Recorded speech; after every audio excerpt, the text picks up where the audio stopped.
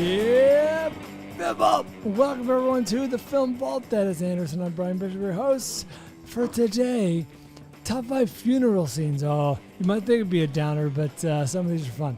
Top 5 funeral scenes coming up later. First, we will Flickfest, of course, the big sexy this week, Wish, as well as Napoleon. And Anderson's all about Saltburn. Saltburn. The burn. So is Avery. Avery and I are going to take Saltburn. Oh, nice. You can sit back and dream about trolls. Things I cannot unsee.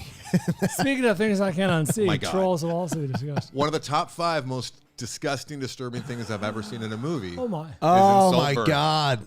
Without a doubt. And I was making guttural noises. I will never take a bath again. And I was not prepared for that. I feel like you want to take a bath right away. Oh, no. I was talking to some friends of mine on the way over here. It just took me an hour and a half to get to the studio, which is fun. And I spent the time talking to my mom, if you must know, on the phone, catching up with her. Hopefully not about Saltburn. Didn't talk about Saltburn, but with my 2 friends who recently saw it, we were talking Saltburn, and we all agreed that, the female, my 2 friends are a married couple, and the wife, Jessica, she was not nearly as bothered by the That's bathtub. what I've noticed so far, just preliminarily, that women have been And less disturbed by this movie. Wow. Yeah, so this is it'll be fun to talk Saltburn. Brian, you're probably gonna have to catch up with this. Yeah, before. for sure. I've been meaning to see it this short week. Speaking of the top 5 for the week, Jesus Christ. Oh, with the there's Can't unsee. there's a funeral scene in Saltburn. And Oh. I might be wrong because I just saw this I just saw Saltburn. All right, we'll get to Saltburn when we get I've to never Saltburn, seen a man leave the theater faster when the Really? credits rolled. because when they do that thing, Brian, where if you're watching an uncomfortable movie, they used to leave the lights off for the credits, and they don't do that anymore. Now it's just like, So you can make your way out. check out your neighbor. They were just watching this thing with you. This man ran out. A black gentleman, a little older than me, wearing a Wakanda shirt, did not enjoy Saltburn. Did not enjoy. He made it through, though. Oh, yeah. Good for him. You want to get his money's worth.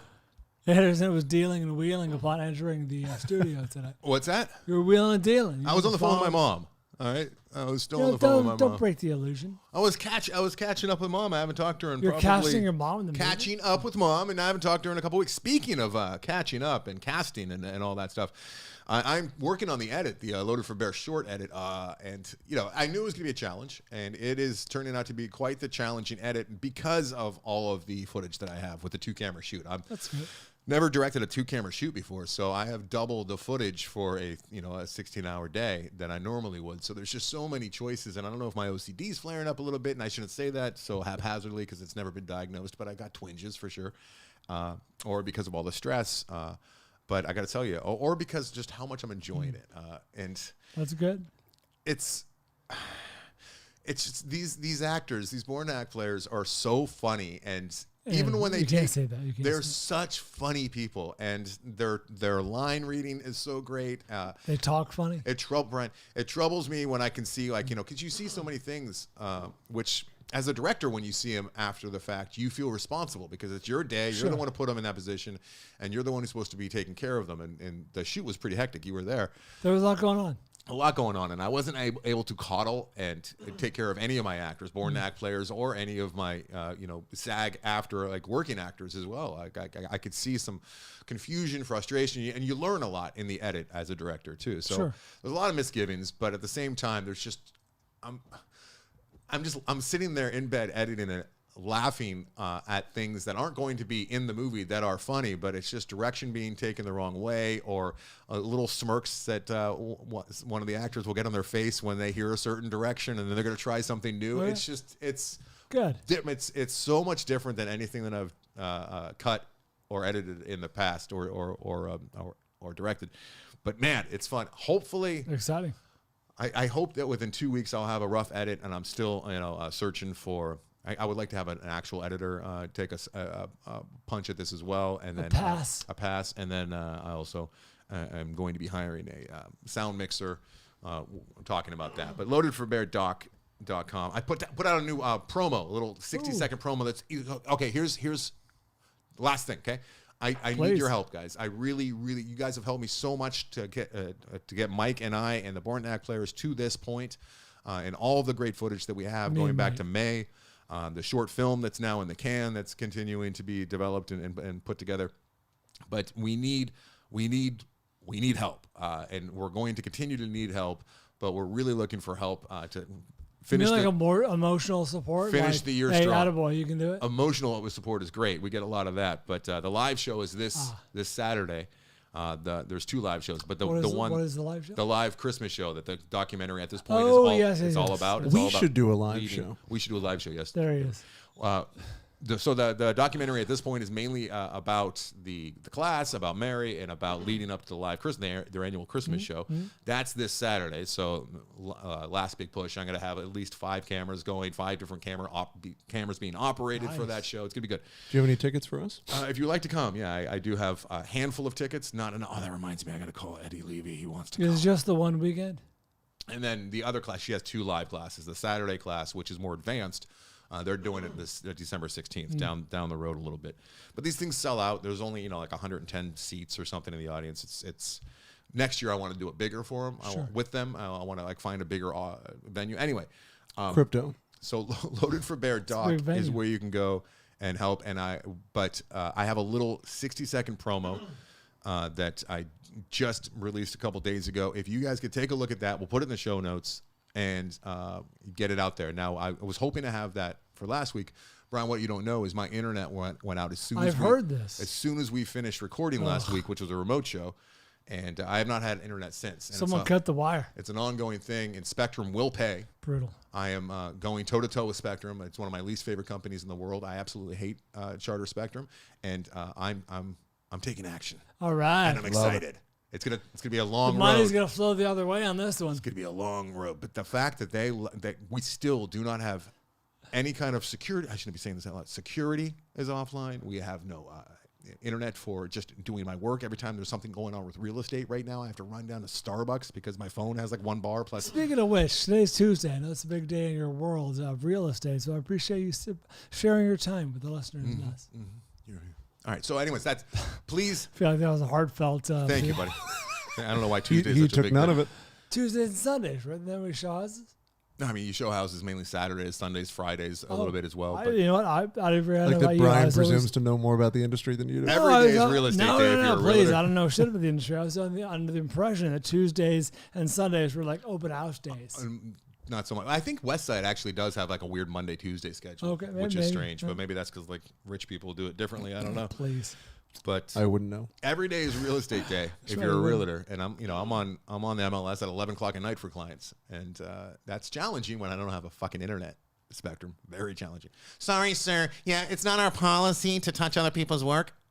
What happened was Spectrum came over and they needed access to my backyard to repair Spectrum that was down in the neighborhood. I don't have Spectrum. They spent 6 hours, and in doing so, I let them in my backyard, all 3 workers. Sure. And in fixing Spectrum, the Spectrum feed in my backyard on my utility pole, they fucked my Frontier internet up. No good deed goes unpunished. And I said, hey, guys, my internet's not working. They're like, yeah, it should be. And I'm like, but I'm not Spectrum. I'm on Frontier. They're like, oh, we don't know about that. And I said, well, can you find out about that? And they said, yeah, we'll go try and fix it. And I said, thanks, guys.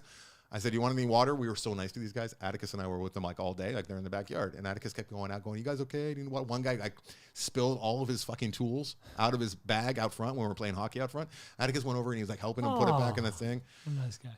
And then they say, yeah, we'll go up on the ladder and we'll see if like we unplug something. And I said, thanks, guys. I go inside. I tell Jillian what's happening. I look out the window. They're gone. Smart. They just blatantly lied to me. After we helped them with our tools. With everything. They're just totally accommodating. Like, I didn't have to let them in my backyard. My internet was fine. I'm like, yeah, of course you can. What, am I going to be a dick? Oh, I should have been a dick. You should destroy the Spectrum work. Hard to watch movies. Hard to do You don't anything. say. My entire life revolves around this goddamn internet, and I didn't realize it until this latest. But I'm going on 8 days without internet, and it is brutal. That's not good. No. We got to watch along tomorrow. I know, and Frontier is supposed to fix it tomorrow. They're not much better. They're like, oh, you have no internet, but it's not our fault. Yeah, we'll get out there when we get out there. Thanks, Frontier. Thank you. Like, but I'm paying you to make it your business. You can only go back to AT&T Universe. No, that will never happen. AT&T, here are the 4, my Mount Rushmore of terrible companies, and then we can move on, all right? You got the ADT. Okay. However, I did use their little like sign that you put out front. Yeah, I That's all you need, really. Well, I hammered that down to make little holes, like guiding holes for some of the Oh, Halloween you didn't use decorations. the sign. You just used it for making. Like a tool. Yeah, that was the most use I've ever gotten out of ADT. All right. So I hate them. They're the fucking worst. Spectrum, obviously, Bank of America, and then AT&T. All 4 of those companies. Bank of America. I hate. Interesting. Awful. No, I believe you. And it goes back to this story. It happened when I was 19 years old. They overcharged me $35 for an overdraft. And then I went down there because it was a lot of money to me when I was 19. Sure. Still is today. Something like that. And I said, hey, Bank of America. I said, look, my records show. And they're like, oh, yeah, it's a clerical error. I say, cool. Can I get that 35 put back in? And they say, no, it's our policy not to reverse charges. What? What the fuck does that mean? It's your policy even when you're wrong? And they said, yes, sir, that's our policy. I said, it's my policy to change banks now, right now. I'm taking all of my shit. I'm never doing business with you ever again. Wow. They've been feeling the burn ever since. They told me that it's their policy not to reverse charges even when they're in the wrong. Sure. This was 1992, but still. Take your pound of flesh and go. All right, I'm sorry. That was a diatribe that was not needed. Let's It was welcome, though. hear from the listeners. What have the listeners seen, Avery? Speaking of the listeners, one last housekeeping bit. It's been made known to me that by Mitch that apparently a lot of people want to have the top 5 gift list, gift for the film lovers, and that's Patreon only. So in the spirit, That's It what shouldn't be I know. Patreon only. in the spirit of Christmas, I'm putting that back Yeah. into the regular Sorry. show. Avery's still new. The but regular it show, should have so been, that'll be, every year I think we put that one in the regular Gotcha. show. So that should be in there as we speak, as you're hearing. Sorry, this. guys. This will be back in Wait, there. from years past? In years past, Logan and myself, when I was producing it there for a little while, I didn't relay this to Avery, I guess. But yeah, it should just our lists are with links are always for the film lovers guide is always in the regular. But our lists for the movies are only in Patreon. Most top 5 lists. Oh, okay. I was going to say, what's the confusion? Yes, please put that in there. So that will be done. Speaking of Mitch Burns. Thank you, Avery. Speaking of Mitch Burns, we get the Fanflickssion that the people have seen compiled by the Mitch Burns. Adam Kaplan on Facebook. I saw Napoleon and I enjoyed it. Ridley Scott is an expert at filming battle sequences, and the film's version of the Battle of Austerlitz was breathtaking. The connective tissue between Phoenix's Napoleon and Vanessa Kirby's Josephine was a bit slow for my liking, but it was also a goofy, funny, sexual drama that I was not expecting, but pleasantly enjoyed. Bruce Sococchio on Instagram. Napoleon. Dreadfully overdone, but probably the most period-correct lighting ever. Wow. Okay. Do we want to guess the Napoleon FVT score? There's 9 reviews. 81. 77. 57. What? They were not enjoying Napoleon. It's funny that he brought up the lighting because my wife, who sees all sorts of things that are out there in the social sphere, she was complaining about somebody else's complaint, which was that the movie was muted and they were showing what the costumes look like on the right and how they're like popping with great vibrant colors, and then what they look like in the movie, which was quite muted, and she was very upset. It's a little dull. Dull coloring. I mean, it gives it that, it's almost like a sepia effect where it's like you can tell it's from like you're watching old yesteryear. photographs. Yeah. Matt Rixner on Facebook. What's up, Matt? Wish. My kids liked it, but super complicated and flimsy world building. Music's not great. Also, couldn't get over the fact that the villain looks like Bradley Cooper. Maybe the animators have some sort of beef with the maestro? Who is this? Matt Rixner. Matt's thoughts might be echoed in a little bit. Eric K on Facebook. Next goal wins. It was funny for a sports movie, but incredibly predictable and formulaic, even if you didn't know the story beforehand. Taika Waititi brought his flavor of humor, which really makes the whole movie worth seeing. It's 3 stars, but without the Taika Waititi humor, it would be 2. Could have been 4 stars if it made you care about the characters and they served as more than comic relief. It's true. All that's true. That's true. Except he gave it more of a favorable review than you. Yeah, the humor free was kind of barely. And lastly, George Rydell on Instagram. I saw Saltburn. Fantastic writing and filmmaking by Emerald Fennell. This is the kind of R-rated dramatic thriller we got in the 90s that's hard to find anymore. Barry Keoghan gives an extremely horny Oscar-worthy performance. Keoghan did crush it. This is the horniest movie I've seen without boobs. Yeah. Avery and I were talking about this a little bit before the show, and I think There is dick. There's a lot of dick. As far as comps go, it is Euphoria meets Call Me By Your Name. Yeah. And if you like That's either Shark or One, both too. or parts of both, or even if you hate both, I think there's still something here for you. Yeah. I don't know how much. There's a lot going on. Yes, there is. All right, we'll get to that. Avery and I will get to that. I don't know if you're going to want to step out, Brian. Well, I can't wait to talk Saltburn. Well, you're not going to do any spoilers. I will never take a bath again. Oh, my. I don't know if that's necessary. Imagine the things that were in that drain. Imagine, because it's an old house too. It's an old house. Like Louis the Fifth's semen was somewhere on that. One Yeah, of it the was on the beds bed. they Yeah, mentioned. I don't They know s- if Now I'm interested. Henry VIII maybe. they save everything. They do save everything. All right, let's get to the big, the sexy. Wish is a 2023 film. Brian, let's get to the big, the sexy. Talking, of course, about Napoleon. 2023 film directed by Ridley Scott, starring Joaquin Phoenix as the, wait for it, Brian, titular no. Napoleon.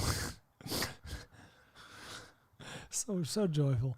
Vanessa Kirby, of course, is Josephine, the aforementioned.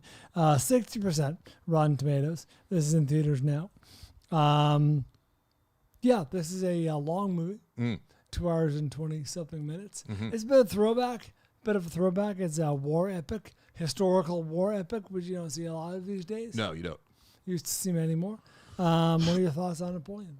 I had a bit of a unique experience with Napoleon, and I think that may have ultimately added to the overall experience.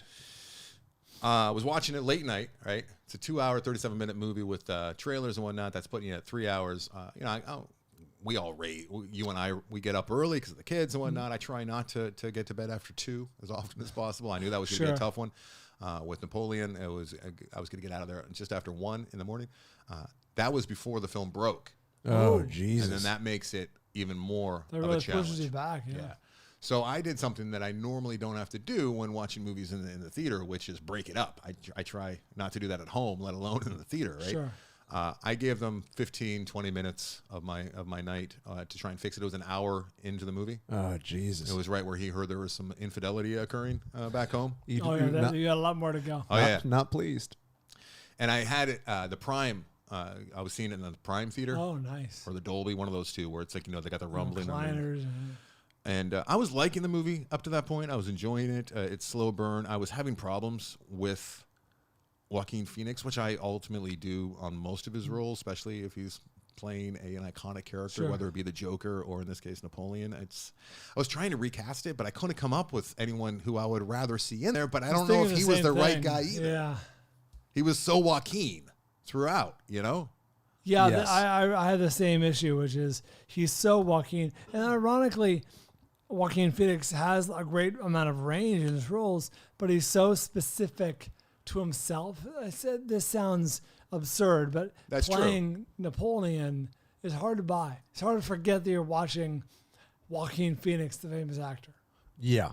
And he would disappear for small stretches, and then there's Joaquin acting like a buffoon, and I think that was part of what Ridley Scott was doing. Was, look, this is a simple man who was slighted by everything, and he didn't lean into like this short thing, which I think has been exaggerated. Anyways, I've read that Napoleon was actually taller than the average Frenchman at the time. People were just smaller back then.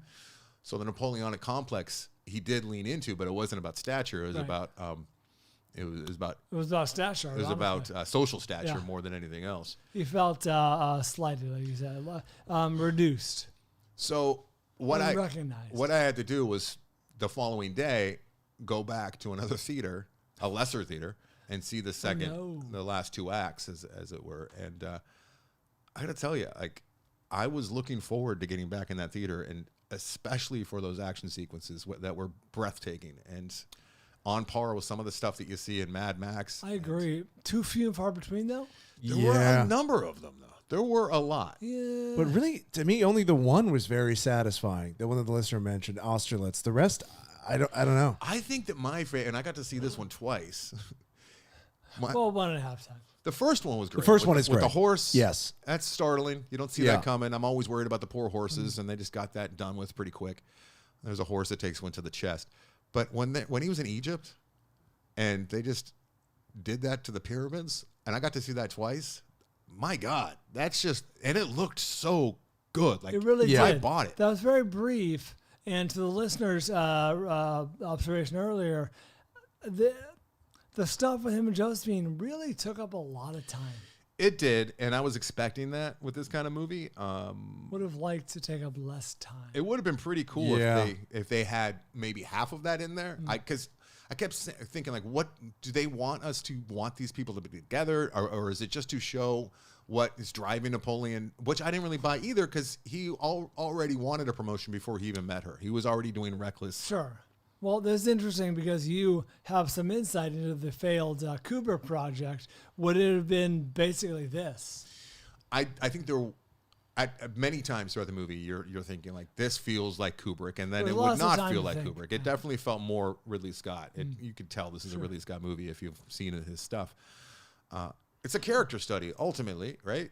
Yeah, it really lacks like a driving plot. Like there's no inciting incident, blah, blah, blah, all that stuff. It's basically the battles, these major battles serve as tent poles to a story, but there's not really much of a plot. And I was honestly more engaged at the beginning when it was just the French Revolution, when it was the society and it was everything. That was very compelling. But it wasn't. It was called Napoleon. I know, so. but then ironically, I sort of started to lose interest. But then let's back out a second.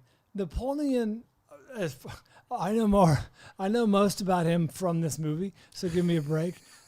His love story with Josephine is not remarkable in a historical context. Him as a military leader, the greatest leader in history, potentially, certainly one of the, is remarkable. So why didn't we have more of that? Well, yeah, to your point, sorry, Avery, but I didn't quite understand why everyone followed him so blindly. I don't think that he did a good job at showing us what a charismatic leader he was and why people would, other than his victories. He seemed like just a strange, horny man. Yeah, right? A strange, who was good at his job, but it's, constantly slighted man. We got to see a little bit of that. Constantly slighted. A little bit of that a war genius with strategy and what a couple times, but I would have liked more of that. I would have liked to see what him really with made his him men above and beyond the other. And then he would devolve into Joaquin Phoenix with while it was funny, I don't know if it really belonged, like, you think you're so special because you're stupid boats, or whatever the line was. Yeah. Because you have boats. Wait, what was the line? I wrote it down. It was, you think you're so great because you have boats. Oh, then the succulent breakfast, guys. The succulent breakfast. Do you think that was an homage? It had to be. It had to have been, right? To a succulent Chinese meal. It had to have been, right? It had to be. I'm having a succulent breakfast. I'm trying to enjoy a succulent breakfast. He probably just talked that way, It was good. There were, to all of our points, there are great moments in this movie, but man, oh man, they are stretched out quite a bit. Yeah. Yeah. And to your point about the battles, I was thinking the same thing of, I want more of this. And then I thought, okay, I don't really know the history. Maybe there weren't a ton, and maybe they're highlighting, as it happened. And then at the end, they're like, Napoleon was successful in 61 battles. And I went, where the fuck were those battles? They showed the big ones. And you know what, guys? I think the pacing of this, I think that we could have definitely lost some of every time that black carriage would come up and stop out in front of the palace or whatever that place was they lived. Right. Like, here we go. Now we're going to have it looked beautiful, muted maybe, but beautiful. I love Kirby, I do, but I did not care. I didn't give a shit about that relationship to the extent that they went and then he finally has a kid. Am I lost? Like, what happened to that kid? They just left it. All of that work into getting siring a son, and then we don't even hear anything more about it. I guess he was happy to have sired the son. But I can tell you that about every 15 or 20 minutes, you're going to get a big battle sequence, and it's. I feel like you're overestimating. Yeah, more like 40. 35 minutes. I think there's like 5 of them, right? I think there's 4 or 5. There's the one with the British at the beginning with the horse. And that's a long one. It's long. There's the one with Egypt the ice. is quick. The big one's Austerlitz with the ice. And then there's 2 Russians. And then, but the Russian ones are pretty quick. Yeah, he's marching like the last certain one. death. The last one. Yeah, Waterloo. Oh, and then it was very funny when he was explaining the hardest part of being a leader is the faults of others. Just his arrogance was really shining through by the end. I get that a lot. I was thinking of you, Brian, actually. I really, that's the part where I identify with him as a man. Oh, he's a genius, but these plebeians can't actually. The hardest part of being fleshed out is you can't imprint this on your lessers. You have to.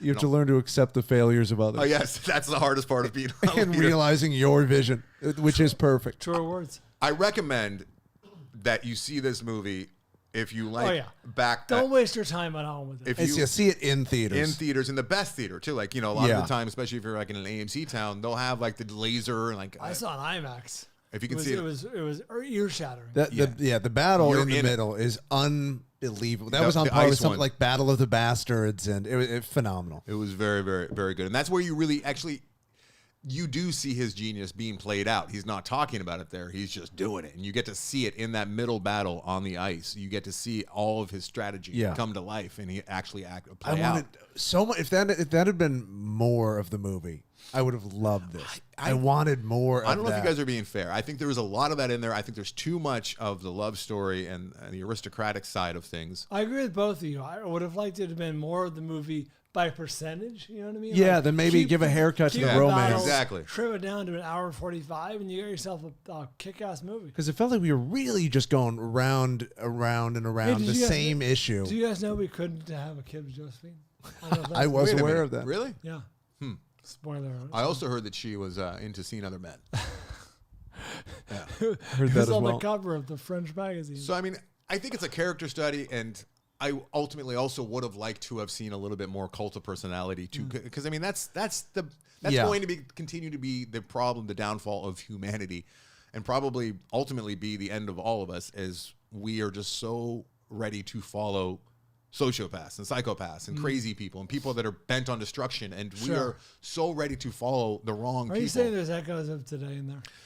A little bit, Brian, and I would have liked to have seen more that to be sold to me as to why they were. Because there's so many people that are very good at their job that we just fucking ignore. Yeah. That Yeah, are because they're unlikable. And it wasn't made clear, like you said, that he's likable or what that charisma that he had. It seemed like most of the other people were more charismatic than he was. And then the part where he was interacting, you just got to see him kind of groveling to fuck Josephine, which is not a man demanding respect. Yeah, that doesn't inspire confidence, and you didn't get to see. I would have liked to see the flip side, because it's interesting to see him being this powerful man, who leads people. And then behind closed doors, he's like, "Please," and he's crawling on hands and knees, and like doing. It was almost you got to like S&M's situations where she's like, "You will see this," and then he says it like, "I would be nothing without you, darling, and I love you." Yeah, it was almost like dogs Ridley, or fans. Ridley Scott, who is a Brit, was hell bent on showing the worst sides of Napoleon. That's interesting. I hadn't thought about that. Yeah. But you know what, though? At the end of the day, these are movies that should be celebrated, embraced, because we're not going to get a lot of these. Ridley Scott's 80 years old. You know what I mean? We've already got quite a few, though, to go back. His canon is large. Oh, I'm saying we're not going to get more of these. Can I credit Martin Phipps, too, with the score, which it really brought it. It really helped bring it home. And watching the drummer man get blown up was awesome. That was really enjoyable. There was a lot of decapitations, amputations. I'm not one for action or like war movies necessarily, but when they're done right, they're done. Especially with horses to that scale. Spectacle. It's how much CGI was in there? A lot. I'm guessing a lot. Quite a bit. They don't use that number of extras. You know what I mean these days. No, but you bought it, right? Yeah, like a listener was saying I really last week. was like thinking about it as I'm watching this. I'm like, this has to be digital, but it looks really good. Yeah, Kubrick did that back with Spartacus way back when. That was one of the first times they did it. Is they just kind of step and repeated a bunch of the groups of armies. But when they got in the formation there for the last battle, it was good. It was teetering on great, and I think that one of my biggest problems has already been covered with just too much of the relationship stuff. And also, ultimately, I don't have an answer, but I don't know if he was the right fit for this. It was a character study, and the thing I liked the least was the character. Joaquin Phoenix, yeah. was the character. Yeah, Joaquin Phoenix. I don't know. This is a war movie masquerading as a character study.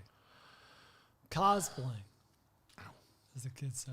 But like if this movie had just been called Waterloo, I think I would have liked that more. If it was just about the campaigns and about France, not necessarily him. Now, one of his confidants or people that's in this movie, his name's Paul Reese. Okay. And it looks like he has some facial surgery. He has a very bizarre looking face. Okay. Have you noted? Do you know who I'm talking about? He's Talleyrand, right? Isn't yes. Yeah. Very good with names, Brian. Thanks. So we'll get there. We'll get to Saltburn. He also plays a butler.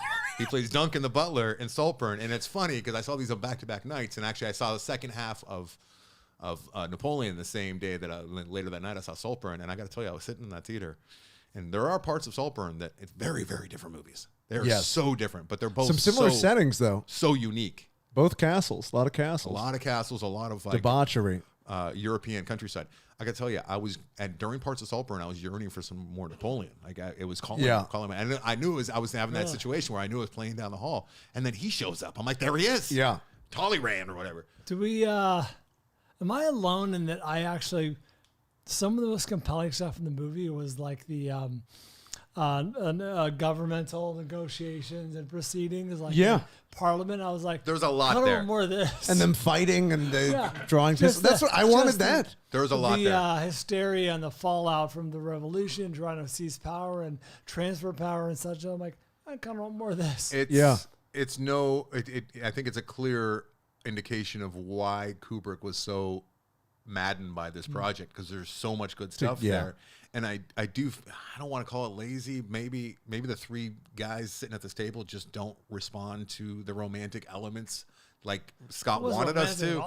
Oh, you mean like their relationship? I didn't really buy their relationship. chemistry. I didn't think they had that great a chemistry. Just did not care at all, and I feel like way too much real estate was given to that when there are all these other great things going on in that period, which were mostly a lot. Like Brian said in the beginning of this, like pretty much everything he knows about Napoleon is the movie. I echo that. I'm with you. I do want to drink and gamble wherever they were kept doing diplomacy in that dark room with like the Austrians and With nothing but the candles. it was trying to good. lose my money over here. Just smoking their cigars. That was like the lobby of Congress. Didn't you get great. the sense that like cigars had just made it on the scene and they were all doing them for the first time? Like they were like the new iPhones. Yeah. Like they weren't quite sure how to smoke them yet, but they're all trying to do it as astutely as possible and look fancy. They had settled Cuba, and they were like, "Oh, what are these things?" Yeah, something like that. Enjoyable. Yeah, I like this one. I like it. I like would it have more. liked it a little more. Yeah, well, I think it's a structure thing and a casting thing ultimately, but it's a very good movie, and it's you could tell that they're the makings of one of the all time greats is in there with these action sequences. There are some great moments in here. Yeah, great moments. Yeah, the score. They could have cut out 35 minutes of that, or replaced it with some more diplomacy and more man stuff, right? More dude stuff. Yeah. But you know what? Ridley Scott doesn't know how to make a movie without a very strong female influencing character, and he's sticking with his, Then they needed more chemistry. Yeah. Or, maybe a different actor. It's just, this sounds awful, but Joaquin Phoenix gets like the roles that don't go to like this incredibly, impossibly handsome people in Hollywood, you know what I mean? So he gets like kind of the offbeat, weird roles. But maybe if it went, so like everyone I'm thinking of, like, they're just not right. But there's a character actor out there.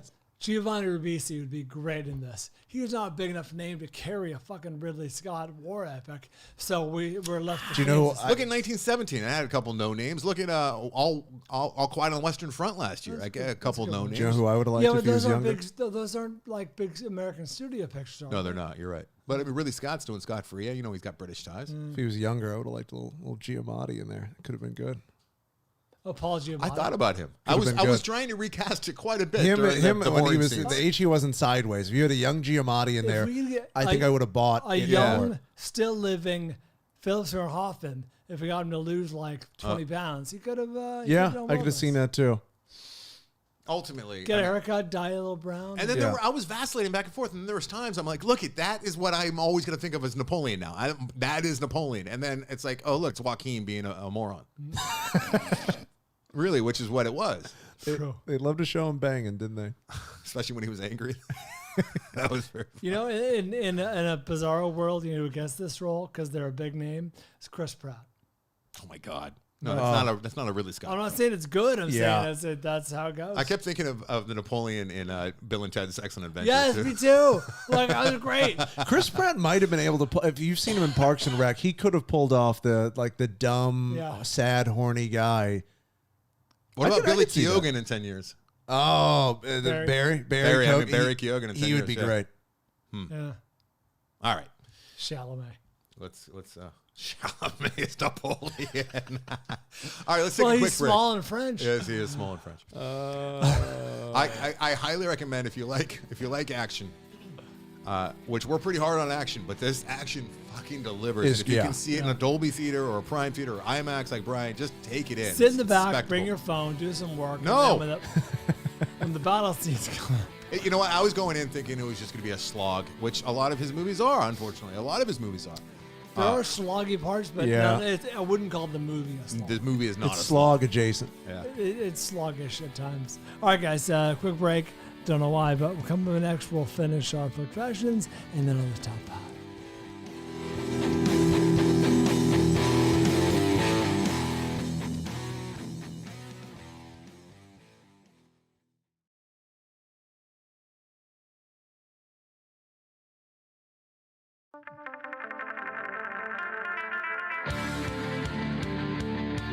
Hello, gang. Welcome back. The Big Smack.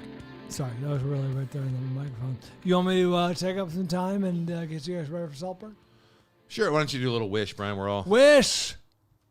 A 2023 film directed by Chris Buck. He the director of a few animated films, including Frozen, and also fuck this last name, that's so difficult.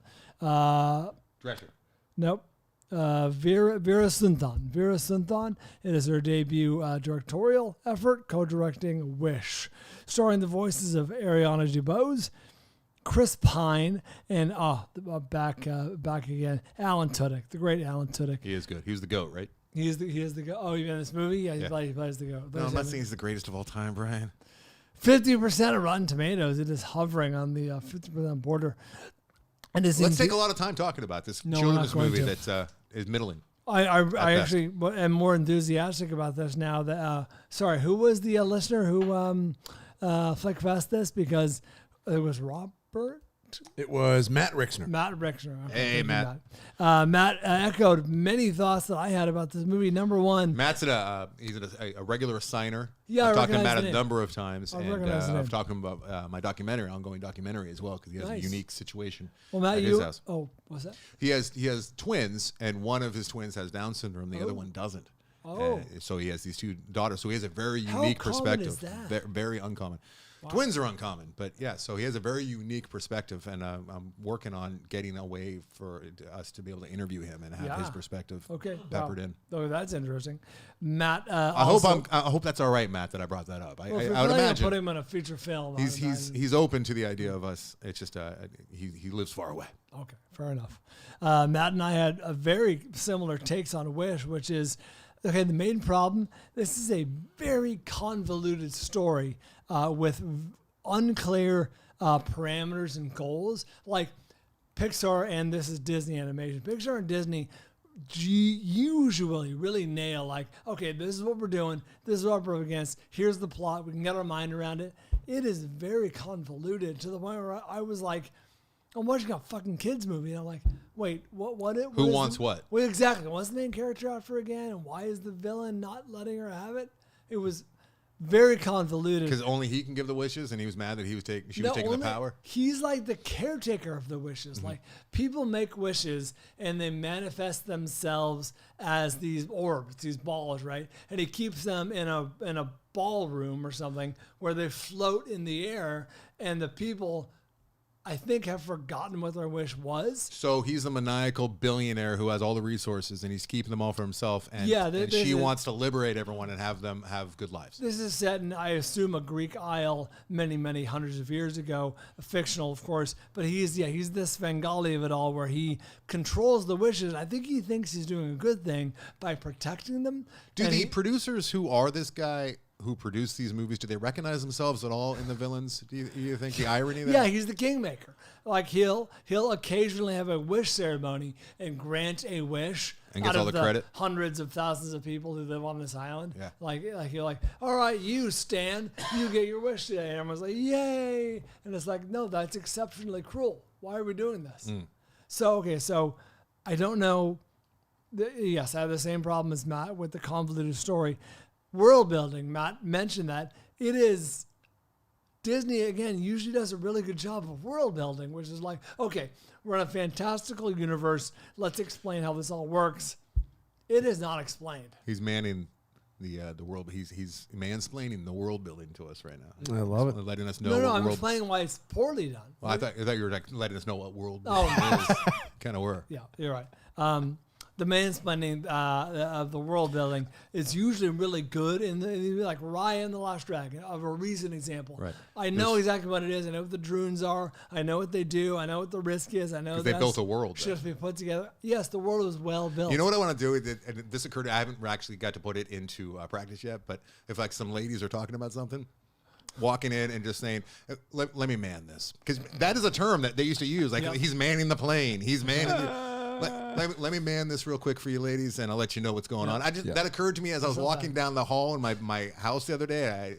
I wanted to do it to my wife, but she didn't present the opportunity. I thought you were going to go a different direction. They're going to say clamsplaining. No clamsplaining. Come on, Avery. We're not that show. I'll cut that out. No, you don't have to. And so I like how you pushed a button that has nothing to do with marking that spot. He pushed a little button on the board. Yeah. As though he really was going to cut it out, but it was just a fake button he pushed. That's going to be open for the show. So I'm sad to say there are many, many other problems with the movie. It's remarkably low stakes. The characters, the supporting characters all around our main character, Asha, are really... The nice way to say it would be unmemorable or uncharismatic. They're boring. Those are very boring supporting characters. The villain has odd motivations. Like, why do you want these wishes? Why do you not want to grant them? What do you stand to gain? What was good about the movie? Did your daughter like it? It's a pregnant pause. Wow. Okay. What's funny is we saw this and Trolls within a week of each other. She liked Trolls quite a bit better. Why are you not talking Trolls? Safe. For what, Brian? For after you're done talking Saltburn. No, we're not doing Trolls on top of Wish. My goodness, Brian. Let's do a quick side. I said this. I said, Brian, why didn't you see Saltburn before the show? Too busy watching Trolls. Hurting the show. Let me do a quick side flick question here. Trolls band together is You can do it. You can wrap it up if you like. I'll only mention that it's directed by Walt Dome, the director of Trolls 1 and 2, so you know what to expect. Okay. Starring the voices You're in good hands. Justin Have Timberlake. you seen 1 and 2? It's on constantly in our house. Just love Trolls. You sat down and actually actively watched Where do the both. theaters see this? No, the first 2. Oh, or are you just in and out? They're just in and out. But I'm familiar. Well, how are you ever going to have any idea what's going on? That's a really good point. Anna Kendrick and Kenan Thompson. This was the highest rated movie on IMDb I saw this week, 63%. It is mind-numbingly bad.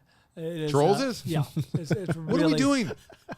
Well, I'm going to say that despite it being mind-numbingly bad, and the only reason for it existing is to sell get Trolls. a new NSYNC song in the world. Like, NSYNC makes an appearance in this world. Did anyone eat period blood?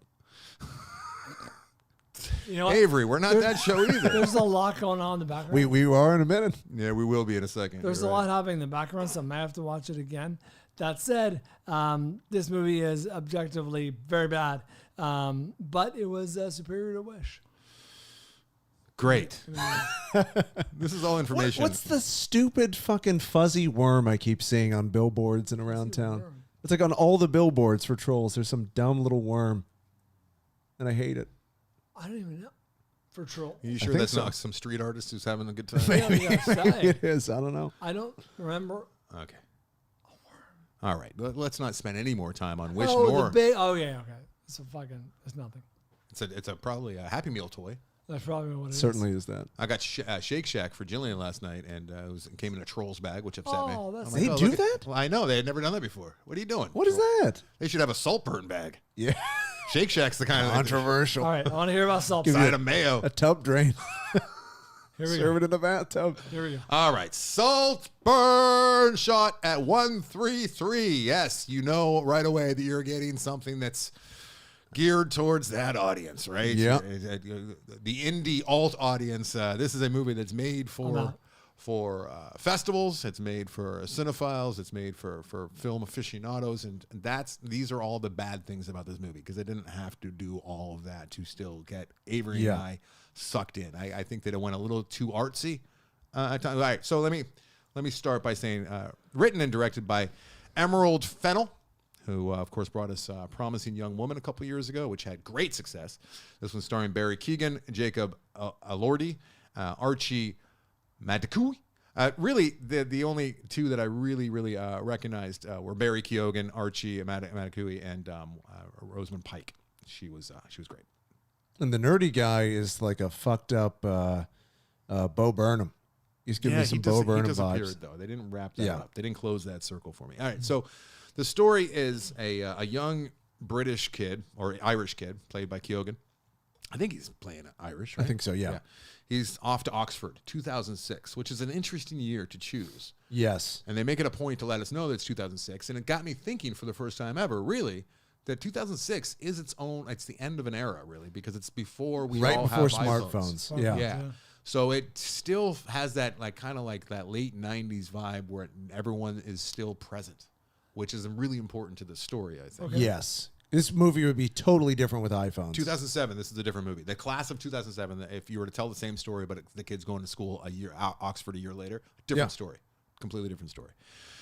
So, I mean, I started college in 2009, and it was different. So these people would have been seniors when I was a freshman. I need to change. They had a totally different experience. It's funny because when I finished college in 2000, people were just starting to get cell phones to be ubiquitous. You know what I mean? Not smartphones, of course, but like, oh, I don't have a hardwired phone. I have a cell phone. I can't do it. I can't get. I'm both not of us in important. there. Yeah, Doesn't sorry, matter. Amber. Sorry. So the story is pretty much fish out of water.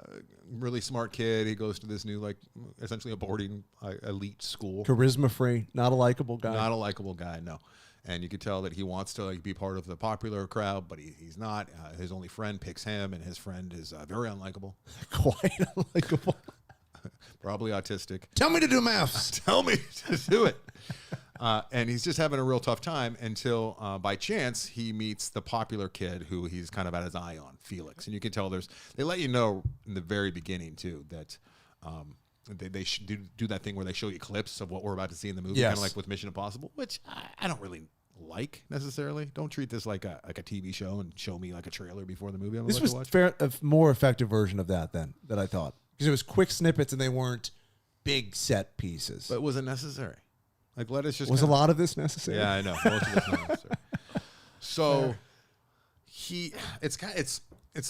that's basically the story. He's just going to a new school. He doesn't have friends, and he wants friends. And then by chance, he meets the cool kid, Felix, who needs his bike because he just got a Big flat man tire. on campus. Big The man. most popular guy. Yeah. And he's very, very happy that Ollie, who is played by Keoghan, lets him use his bike and helps him out in a pinch. And now, instantly, later that night, he sees him at the pub with his friends, Keoghan does, and they hook up, and he's invited into the inner circle, right? We learn that Felix comes from practically royalty. Like, his family is like impossibly rich with all this lineage and money, and like stories have been written about His dad is a sir. Yeah, played by Richard E. Grant. Very effectively. I Great. fucked up by not saying Richard E. Grant kind of steals every scene he's in. Top 5 fucked up parents. Oh, my God. Yes. So, ultimately, most of the story takes I enjoyed place, the cake. Take place. Chocolate, I don't normally like it. No, the majority of the story takes place at Saltburn, which is this palace, which is where Felix, the popular kid, lives with his family, and there's also Cousin? Half brother? It was hard to tell. They mentioned it a couple times. Yeah, he was played by Archie Matacu, who we know from Midsommar and Beau is Afraid. He was in that. He's kind of that wafy, androgynous, sharp-tongued kid. You'd recognize him if you saw him. Right? He is cunty in this. He's very cunty, yeah. And there's a lot of vying for position and vying for niches and vying for purpose within this very, very rich family. And that's, I mean, that's kind of the gist of the entire story. Okay. It's just a slice of life of one summer. Barry Keoghan comes from nothing. I learned that it's Keoghan. It's Keoghan. Keoghan comes from alcoholic family. Both his parents are dealers. Poor. He's on a scholarship to get there. So he's trying to hop into a different social class and get away from his past that he does not enjoy and is not proud of. Now, there's these underlying and sometimes overtly homophobic tendencies from Keoghan's character, and he's in love, or is he in love? It opens up with him saying that he's not in love with his character. It opens up, it's framed in him giving an interview to we don't know who. We just see him recounting some of these experiences. And he's saying, I loved this Felix character, the big man on campus, but I was not in love with him. I just loved him. And we see that relationship blossom when we see him in Saltburn, in Felix's house. They're there for the summer. It's like a summer getaway. It's almost like the Holdovers, but they don't leave. Can I back up 1 second? This is in theaters, right? It's in theaters, yeah. Yeah. It's like where the rich kids would go in the Holdovers. Yes. It's where those where rich that kids probably helicopter did went. go. Yeah, to Saltburn. Yeah. The way this is shot, before getting into any of the gruesome details that we need to do a spoiler. There has to be a. Yeah, we're going to have to do a spoiler on this. Because I don't even want to do about the gruesome details without, people. Yeah. But it's almost like we should warn them. Can we Because I was not save it? prepared. Can we save it for 1 week? No. No, because I'm not going to jump on the spoiler. When are you going to see Saltburn, or when are we going to do this, Brian? Soon enough. It's not going to happen. Do you care about the listeners? No one listens. You watched Wish and fucking Trolls instead of Saltburn, Brian. We have to talk about it. I have to get it off my chest.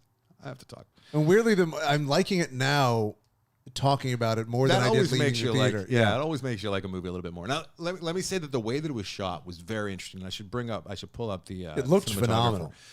She was so hell bent on getting great performances out of all these people, and lucky that she did with the extreme close-ups that she did more often than not. I mean, we are seeing these actors act their fucking balls off.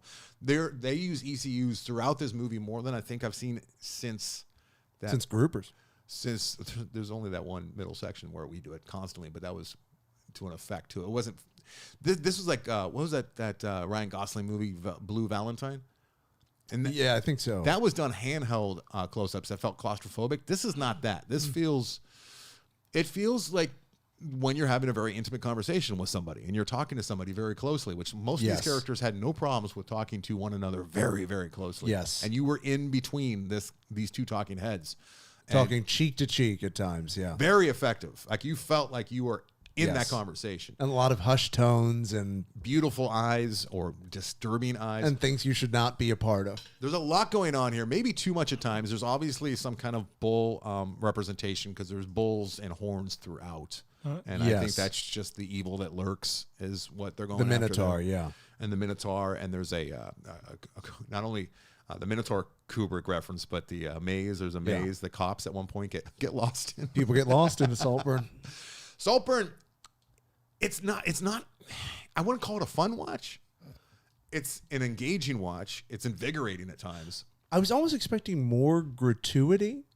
A little bit more of the partying and the indulgence. There was less of that than I thought going into this. And I'm glad because we saw it and we didn't need to really lean into it. You know what I mean? I did find it kind of odd that they elected not to use nudity. This was one of those times where it was strange, and I thought it removed some of the punch. Until they did.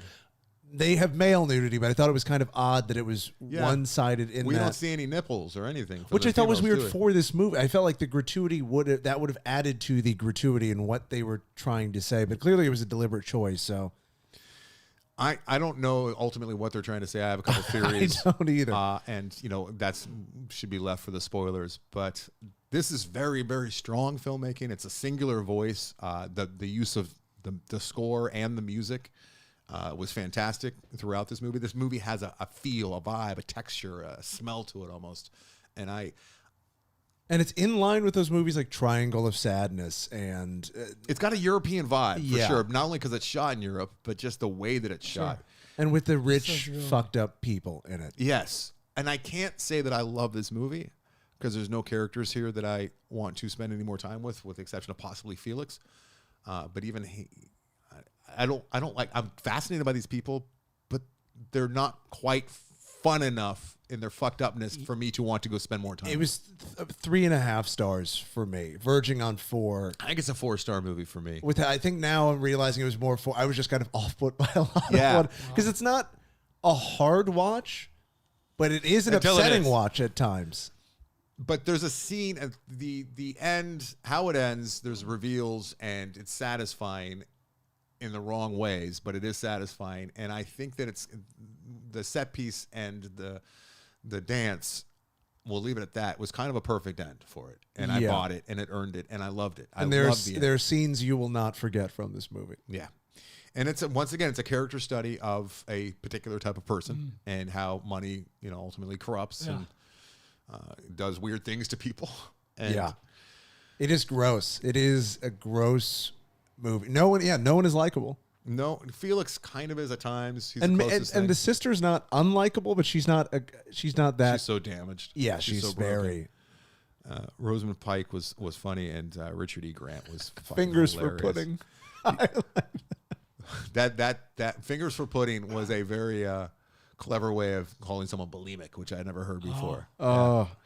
But there's a scene where there's karaoke going on, and everything's just like filled with like backstabs and slights and tension and knowing that things could unravel at any moment. Rivalries and secrecy and and there's a scene where there's karaoke going on in this impossibly large, beautiful like room in this mansion that with was a fire, uncomfortable.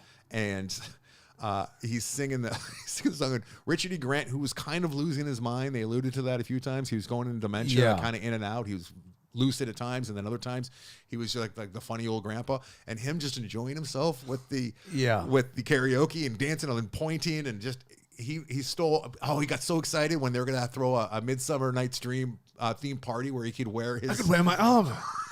I could wear my armor, darling. All of his friends are named Henry. This is the three Henrys. There's a lot to like here, a whole lot to like here. It felt a little too hip at times. If I'm gonna, give it some critique. Yeah, it swung for the fences. It did, and I think maybe it did connect. And I think this is the type of movie where this time next week I might like it even more. But it could have been a little more fun. If this was a little more fun, this would be maybe top 5 for me. It was walking that line because it had to stay in reality, and they couldn't go too absurd. They went pretty absurd, but I think. But I don't even mean absurd. It could have been a little higher on the fun factor, and less. I don't know. I need a little more. There's nothing warm and cuddly here. And there's not a. It's all prickly. Yeah, and there's some quotability, but I wish there was more of that. But there are images that we've skirted around that we have not talked about that I did not. If you told me about, if you told me about the scene that we're both talking about right now, thinking about, I would not. I'd be like, oh, that sounds awful, but not compared to anything else. All the horrible things I've seen in cinema. This is top 5 most upsetting things I've ever seen. And it's like there's no blood. Oh. Well, there's a scene later where a guy gets his Red Wings, but there's other fluids though. And even take those fluids out, Avery, and still, it's just the sound design, the way it was shot, is just. I'm intrigued. I was making sounds. There was only about 10 of us in the theater, and I was sitting pretty far away from everybody. And I thank God, because I was like, I kept looking away, going, not since that movie Revenge, where the guy gets the giant chunk of glass stuck in his foot and he's digging it out, have I been so repulsed by something that I've seen on screen. It keeps going. Irreversible. It's like Irreversible, some stuff in Martyrs, Revenge with the glass in the foot, this, and it keeps fucking going. And it's so believable. There's so much that nuance in the character too, and what they're doing, and he is so good. I mean, we were talking about Napoleon and how maybe the casting wasn't. I won't be surprised if Joaquin's up for Best Actor. Yeah, it's the fucking Academy Awards. They do what they want to do. Keoghan would have been fucking great if he was older. Yeah, I could see him as a Napoleon. Oh my God, can you imagine? They got to redo it. But I could see Keoghan being up for Best Actor. He's already been up once, right? And I could see him being up for it because he is never phones it in. He's committed, unbelievable. So committed to this role. And he was almost so good that I forgot he's acting because I hated him. Yeah. And then, and in hindsight, I'm like, no, it was an incredible performance. You kind of go back and forth on him, yes. Yeah. But he's never likable. He's never a likable. You might feel bad have empathy for him. For him at times, yeah. You feel but bad. You don't really like anyone except for maybe Felix. Yeah, that's the one thing that this movie's really missing, and they weren't looking for that. They weren't trying to give us, likable, lovable characters. They were giving us interesting character studies, a number of them, and in a very, very unique, satisfying setting. And Rosamund Pike is great. She is great. Just the ultimate denial of life. And just thinks she's good, and somebody dies, and she's like, she'd do anything for attention. I'm in. What was that movie that came out earlier this year? Oh my God, it felt like a COVID movie, and it was like they were all having game night in the big mansion, and my God, I'm bad at names. There was a largely black cast, right? No, that was the British one. The blackness. No, it was with the kid from I'm drawing a blank on his name too. We're doing a morning show here. My brain's not functioning. No, I need more water. Is it Bodies? Yes, Bodies. Thank you. Was that it? Yeah. Because that's rich people in a big mansion setting, and wacky things are happening. This one, I think the beauty of this one is it feels so chaotic and meandering and all over the place, but it's not. Yes, you never feel like it's spinning out of control and losing its way. And it's much more intimate than I thought. Like I said, based on the trailer, it seemed like it'd just be this excess and all this part, and it's a much smaller story than I would have. Very guessed. stylized, but it has Yeah, you're right. Very There's- defined characters. There's maybe 15 minutes of partying in the whole thing, yeah. You know, which I thought was interesting. I never felt like it was just like, okay, where are we going? I thought it was going to be fucking Boz Lerman does what's Euphoria. Scott Fitzgerald. What's that book? Gatsby. The Great Gatsby. I thought it was going to be more of that kind of excess, and it's not. It's kind of like a future version of The Great Gatsby. Yeah. It's kind of like today's version of The It's Great funny Gatsby. because over 2 hours long. It's 2 hours, 7 minutes. And there are parts that could have been slimmed down a little bit. And there's parts that, I was looking at my watch, not in like, I can't wait for this to be over, but like, I wonder how much is left type thing. Yeah. So why in your estimation is it only 70% of Rotten Tomatoes? I thought it was This getting movie's higher. not for everybody. Yeah, no. This is going to turn some people way off. And some people are going to be turned off by just the over-stylization as well. I think that it kind of did itself a little bit more harm with the 133. I don't think that was necessary. Maybe, being like a strong female filmmaker, she's feeling like she has to do more to get recognized. I don't think that the 133 aspect, what I'm talking about is the aspect ratio is like an old TV. Yeah. It's the old like Academy or close to the old Academy, which is what Bernstein is going to be is shot. Black and white. Maestro. 133 is black and white is how that movie's being released too. I didn't find it that distracting though. At first it's distracting. Then you adjust to it. We're talking about Saltburn now in the small aspect ratio. But ultimately, like with that backdrop, I want just show me as much as you can. Because it was beautiful. Don't cut off the sides. I was gonna say it sounds regal. And I'm sure that there's some like, well, it's his narrow scope on things, and his world is small, it's some shit like that. But it was not. It was a choice I didn't like. Yeah, All right. unnecessary. Saltburn. There were a lot of choices characters made. A lot of choices, yeah, and you get the sense that this doesn't happen often, Brian, in movies when I'm watching them, but you get the sense, and I'd like to see some interviews and do some research on this. I just saw it last night. But you get the sense that they were all kind of seeing how far they could push, and they weren't really sure what they were going to do on set, and they wanted to see what the actors were comfortable with and how far they would go. Like, you could just do this with this, you two. Like, you could do this to her, or you could do this to her, or perhaps you could go this far if you like. Let's see where we go. Yeah. Let's see how crazy you get. And it wasn't all handheld either. It was locked down. It was well shot. It wasn't like all herky-jerky and crazy all over the place like Cinema Verite or No, like you documentary see stuff. everything clearly. Yeah, like you're never like wondering what's going on. Like it's all. You might wonder why it's going on. But the funeral scene, like I don't know if that was written. It feels to me like they kind Or of to that extent. to that extent. Like maybe you could do this, or maybe I could go that way and do the whole thing. All right. Speaking of which, This must be really frustrating to people who have not seen this movie. Which, guys, I call this a 4-star movie. Avery's teetering on. I think 3.5, it's. 4 I stars. think talking about it, it's 4. The reason I think it was just upsetting to me, and I'm reconciling that doesn't mean it's not a great movie. Yeah. Well, But it was intentionally, and it was. I'm not going to forget it. I don't think this is up for Best Picture. I think it could be up for Best Screenplay And maybe acting, yeah. and a couple acting nods. Yeah. Yeah.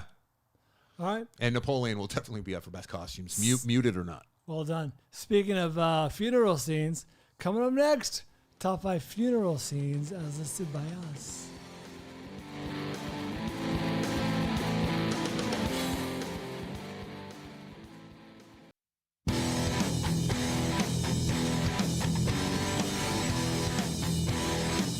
All right, welcome back. Top 5 time. Top 5 funeral scenes based off nothing. No, it's not based off nothing, Brian. You all right, dude? I'm hurting, Linda. I'm not Linda. That's a quote from a movie. What movie? That's from fucking the Sling Blade. I'm hurting, Linda. Oh, her name was Linda. I forgot. It's been a long time. This is my house. I say that to Christy and Tessa a lot. They don't get it. They don't get it? I didn't get it just now. There's no response. I'm hurting, Linda. When do you say that, Brian?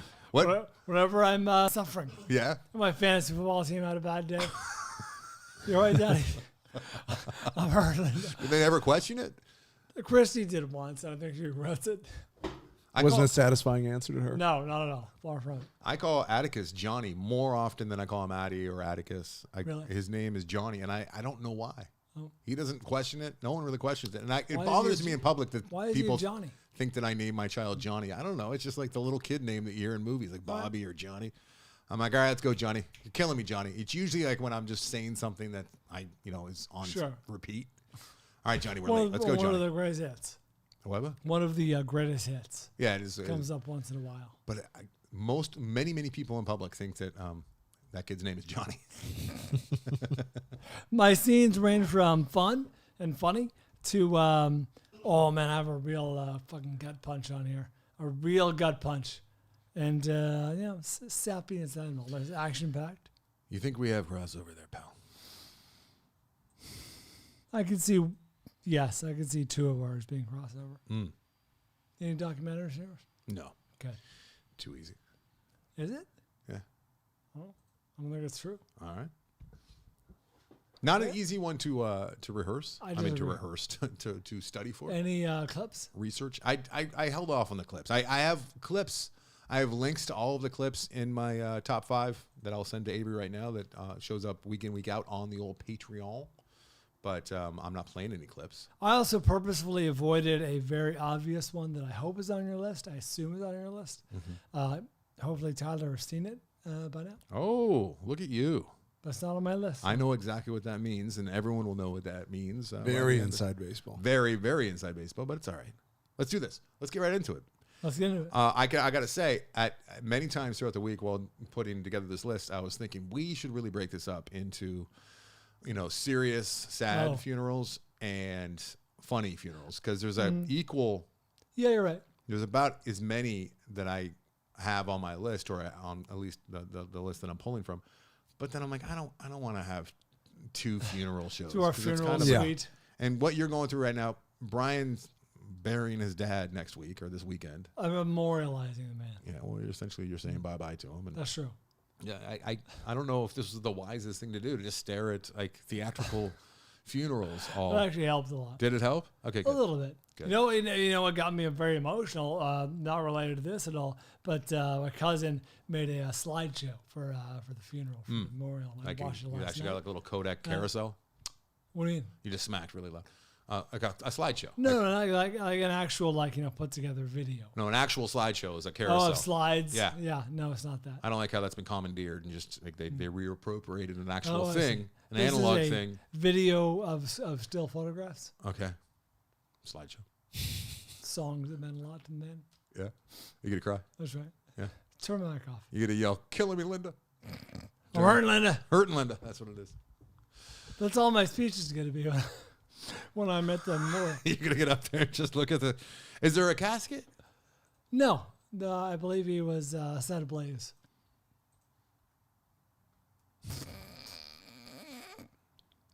Mm-hmm. I'm sorry. I'm looking at listener art. I'm not listening to you. Well, you know what? I'm hurting here. And you're. Brian, you don't seem to be hurting. If you're watching the video right now, look at Brian's smugly preening, smiling, smuggy face. It doesn't. Okay, now it's serious. No, I was gonna say Christy has made the same observation. That she's like, I don't think you've processed. No, I don't think you have. Have you processed anything? But here, no. You know what the sense that I get from you? Actually, go ahead, move on. I was only gonna say my dad was in poor health for a long time. So it was a long goodbye. You know what I mean? For years, like I've been bracing myself emotionally for the man passing away for frankly years. So the fact that it finally happened is very, very sad, but didn't come as a shock or an emotional, roundhouse. Yeah. It wasn't like he had a heart attack out of nowhere. Yeah, exactly. It wasn't like he had he was still. It wasn't like he was cut down the best years of his life. You know what Yeah. I mean? He It was circling the drain. He was mentally with it, right? Yeah. See, I didn't have to deal with that with my dad. My dad was like, oh, well, I get it. No, I'm just saying like it was easier because he was drifting and Yeah. he was already gone by the time he left pretty much. Like, he wasn't my dad anymore. You can't agree to the fact that he was going to go at some point. What you are dealing with is much more like dad. I could call him up on the phone and have an actual conversation with him, and now I can't. Like that's much more jarring, I would think, and sudden. Even though you saw that he was in poor health. When was your laugh at Bryan 10-year reunion or whatever it was? November 2019. 2019. That was the last time I saw your dad. Oh. And he seemed like he was in fine health then. Like it was good to see him. And He was not. oh, he wasn't. No. We had a good time. I like your dad. No, he's not. He was a great guy. Yeah. So But anyway, yes, the funeral services, as it were, this weekend, and with it preoccupying so much of my mind, I thought top 5 funeral scenes would be a fun diversion. it makes sense, and I can't believe we haven't done them before. That's what I thought. I kept looking. I'm like, we must have done this. Here we are. And then I don't want to freak you out there, Brian, but my take on you has always kind of been, maybe it was before the diagnosis, your brain cancer diagnosis all those years ago, or maybe it's something you developed, but it seems like you don't really process much.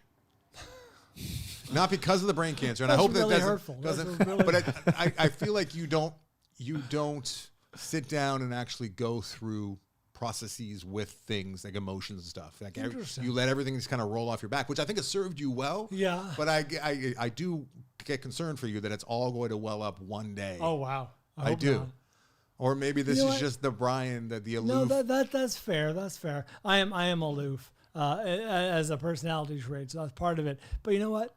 It's I'm really thinking about it now, like what you just said, and I'm trying to phrase this in like a non-douchey way. But when you've been through what I've been through, it really puts shit in perspective. You know what I mean? Like, it's hard to get worked up over, even moderately emotional stuff. That said, vets come home and they've been through crazy shit and got perspective, and it's not like they're just aloof, So maybe that's that part of my personality taking over. Yeah, I think that you just kind of, and it's something that concerns me and I worry about it. But maybe like you regulate. I like to think that maybe you figured yourself out. You know yourself better than most people know themselves, and you figured out how to regulate. Whether it's, I know you have different song lists for different moods you're in, and I think maybe you process that way and you go through things. Maybe you're on your own when you're at home and you just like put on a playlist and you kind of go through some stuff. I think about this more often than I probably should, but my brain's always thinking about somebody or something, right? So. I didn't mean to bring this up on the show, but now that you're talking about your dad and Christy saying that you haven't processed it, the irony is I'm agree. actually probably as almost as pabby as you when it comes to I'll get moved by a movie or a song, for God's sake, to tears, and it's absurd. You know what I mean? It's there's no reason for that in a no grown rhyme, man. no rhyme, no reason. No rhyme, no reason. I worry about you. I just want to let you know. I guess it's my long way of saying that if you ever need to really have a shoulder to cry on, you can. I appreciate your that. wife is right in the other room. Okay, thank you. She's always there. She seems very supportive. She's great. You can always call me if you need to bro it out. Appreciate that. Appreciate that a lot. But I'm good for the moment. Let's talk funeral scenes. Yeah. Do you want me to start off? Because I can start off light and fun. Yeah, I tried to. No, I didn't. I tried to, but I just couldn't bring myself to do. Okay, yes. I did something, Anderson, that I've never done before. I watched a good movie and reported it from start to finish. Chose to see Saltburn rather than to see Trolls 5. Trollburn. No, I had a movie that I was debating for the list, and I had in my notes how great the funeral scene was, but I couldn't remember. I couldn't remember the specifics. I'm like, I know this is good. It's in my notes from when I Flickfest a couple of years ago. But God damn it, I can't remember. And I'm looking online. I'm trying to find clips. This is a very small movie, so no clips exist that I could find. I rented the goddamn thing. Wow. Just to watch this one scene. That's commitment, and I get it. I totally get it. And I'm glad I did. Because the climb is so delightful. The Climb. The Climb. Yes. It's going to be rented. Really? It can only be rented? Yeah. Fucking love The I Climb. know, The Climb is so much fun. You guys, treat yourself to The Climb. It's a very fun movie from 2020. It's told in like 7 scenes that are all like oneers. I believe we were assigned this movie. Yes, we were. Yeah, The Climb is a very fun movie, directed by Michelangelo Covino. And yes, there is a funeral scene where, the opening of the movie, the cold open, is 2 friends on a bike ride. One's a little more adept at riding the bike, and the other is struggling a little bit. And they're going on a steep hill climb on these bikes. This is the inciting incident. This is the opening scene. This is the opening 5 minutes. And the one friend is like, oh, I'm getting married. I'm so in love. I can't believe this is happening to me. He was talking about the upcoming wedding. Yes, his upcoming wedding. It's his best man. The other man. guy's going to be the best man. And he's like, I can't believe I'm so lucky to have a Landon Christensen is who assigned Nice. this. I think. Oh, I'll be right. And he's like, I can't believe I'm so lucky to have a best friend like you and a fiance like her. Not. And he interrupts and said, the best friend who's 5 feet ahead interrupts us. Yeah, I slept with her. Like, what? The best man lets. I slept with your fiance. Yes. And he's like, oh my God, I'm going to kill you. And he's like, you're not ever going to catch me. That's why I waited for The Climb to tell you. So the next 10 minutes are a very slow speed chase on bikes. And that's very funny. It is very Cut funny. to The soon-to-be married who had just found out that his best friend cheated on him is very out of breath through that entire scene, and it's all uncut. Like these are guys, and the lead is actually doing a Jim Cummings like impersonation throughout. He feels very Jim Cummings, very Jim Cummings. Jim Cummings from the Beta Test and from other movies. I'll leave it at that for right now. Might mention. Maybe could come up later in this episode. But I guess that they're all from the same circle and they've worked together before, Jim Cummings and these guys. So anyway, the scene I'm talking about, this film is broken up into chapters, like Anderson said. The scene is in chapter 2. You fast forward to a funeral where the two characters reunite after being separated for many years because, well, for obvious reasons. And the funeral goes awry. Mm-hmm. Things are said and done that are not often done and said at funerals. I'm trying to be very vague, but at one point, the one character who was the best man who did the sleeping with the friend's fiance, he is he's a bit unhinged. He's not a planner. No. He's not a planner. He doesn't map his life out. Starts to ramble about this person who's being buried. He riffs. And, at one point, he grabs a shovel to pour some dirt symbolically on the casket. And do you remember the worker at the funeral at the cemetery says, "Sir, you can't touch the equipment. We're a union cemetery. You have to be in the union to work the equipment." And he's like, "It's not equipment, it's a fucking shovel." He's like, "Sir, please, I can't allow this to happen." And then there's a physical altercation, and it's like quite enjoyable. Mm-hmm. It's kind of tropey almost to have physical altercations at funerals. Agreed, but when it works, it works. It comes from a very dry place. It's not like played for laughs like Hot Shots, which is very funny, but very different. Did this come from your memory or? It came from my notes. Like I was looking through my notes for funeral film vault notes, and I saw it on The Climb. I'm like, yeah, that was a great scene. Yeah. How did it go? Where was it? And it was 2 days of tickling my brain, and I had to get back to watch it. I'm jealous that you got to watch that again because it's a very, very good movie. movie. Well, I have access to it for another 2 hours. I can't remember who. I got time. That's right. You'll enjoy The Climb if you watch it. The Climb is good. Number 5 for me is the most recently watched movie that we've seen for the program, and that is the Gypsy Funeral and Drag Me to Hell, which is gross, scary, off-putting, and unique. It's creepy, to say the least. It's like they're sitting Shiva, the entire family. I don't want to get into the whole thing, but it involves another tropey element to many funerals, which is the body does not stay in the casket. Yes. And there's a lot of CGI fluids that fall from the gypsy woman's mouth. Indeed. And I'll just leave it at that. I don't want to go into great detail about it. It's gross and creepy. It is. But Drag Me to Hell, better than either one of us thought. And thank you for assigning that to us. Another assigned film. Yes. I don't know if The Climb was. I don't know. I can't find it in my notes. Would you have assigned it to me? I wouldn't have seen it on my own. I think maybe I just assigned it to you. And I'm sorry if somebody paid good money to have us assign it to you. I don't. Oh, I got to assign you a movie, by the way, from the listeners before we're done with this. Yeah, please. And one last thing. Going back to earlier in the episode, in watching Saltburn last night, and knowing that Napoleon, and knowing that I had to get up with the boys, I always do very early in the morning, but it's a testament to Napoleon, and essentially, and especially those battle sequences. Saltburn ends. It's after 1 a.m. I have to be up in like 5.5 hours. And I'm like, there's 16 movie theaters in here. One of them is playing Napoleon right now. And if I find that theater, because they don't say on the outside anymore, because they don't want people seeing. And the place was a ghost town. No one was there. There might have been 5 people in the entire building. And yeah, exactly. And I searched and I found Napoleon, and I got to watch that final battle sequence where it's raining, and he's trying to get it done before that. It was worth it. It was definitely worth it. Very good. I was pining for more Napoleon, so that's a testament to. I saw for the first time the shortened Nicole Kidman promo. Yeah, I've only seen that once. Yeah, didn't like it. No, you know what? My thing is. She still comes to this place. What's it like to have internet?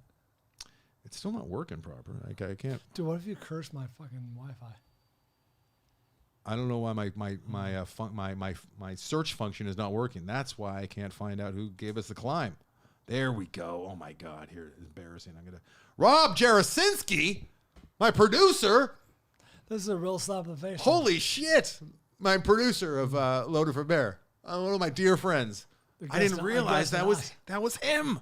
Well done, Robert. That was Holy a fun shit. watch. Apologies to you, Rob, if you're listening. He's a little bit behind on the program. Drag Me to Hell was assigned by Ryan Regenball.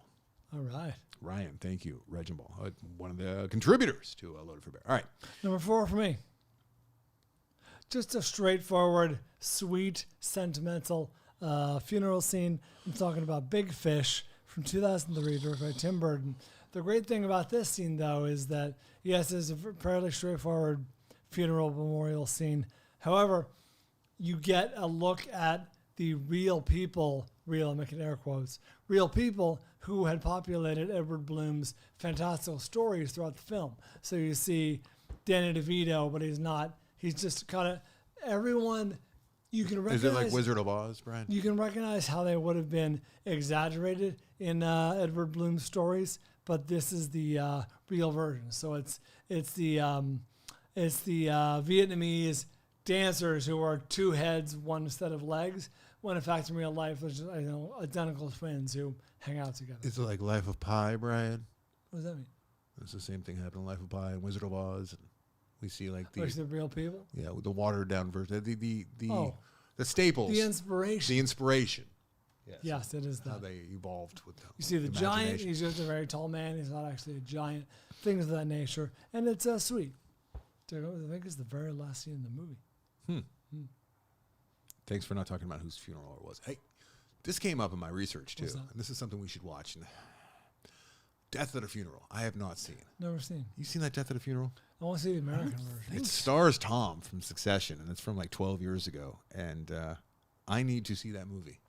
All right, my number 4 is a movie that's never come up on any list. I don't think it's ever been talked about on the program, and it's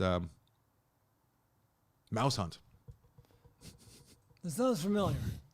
Not from this program. 1997's Mouse Hunt, starring Nathan Lane, Lee Evans, and Vicki Lewis. This is based on the board game Mousetrap? I don't believe so, but there is some. I've seen this movie. There is. I've just absolutely seen. Wow. It came out at a time when I was seeing every fucking movie because I was dating. Your list?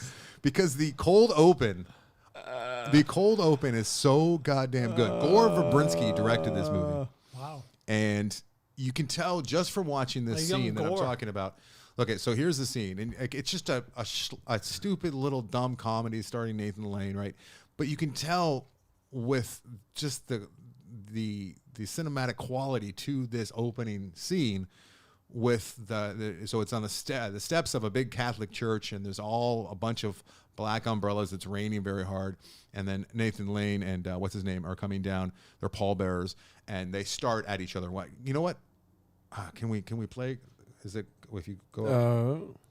Yeah. Yep. Just listen to the back and forth. This is the cold open. They're both pallbearers.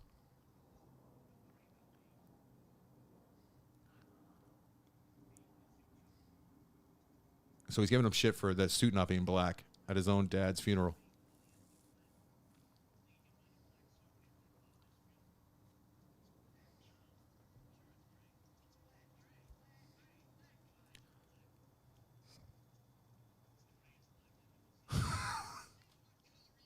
Oh, and then there goes the casket down the stairs. We see old grandpa or old dad inside. I'm sorry, Pop. And that's the cold open.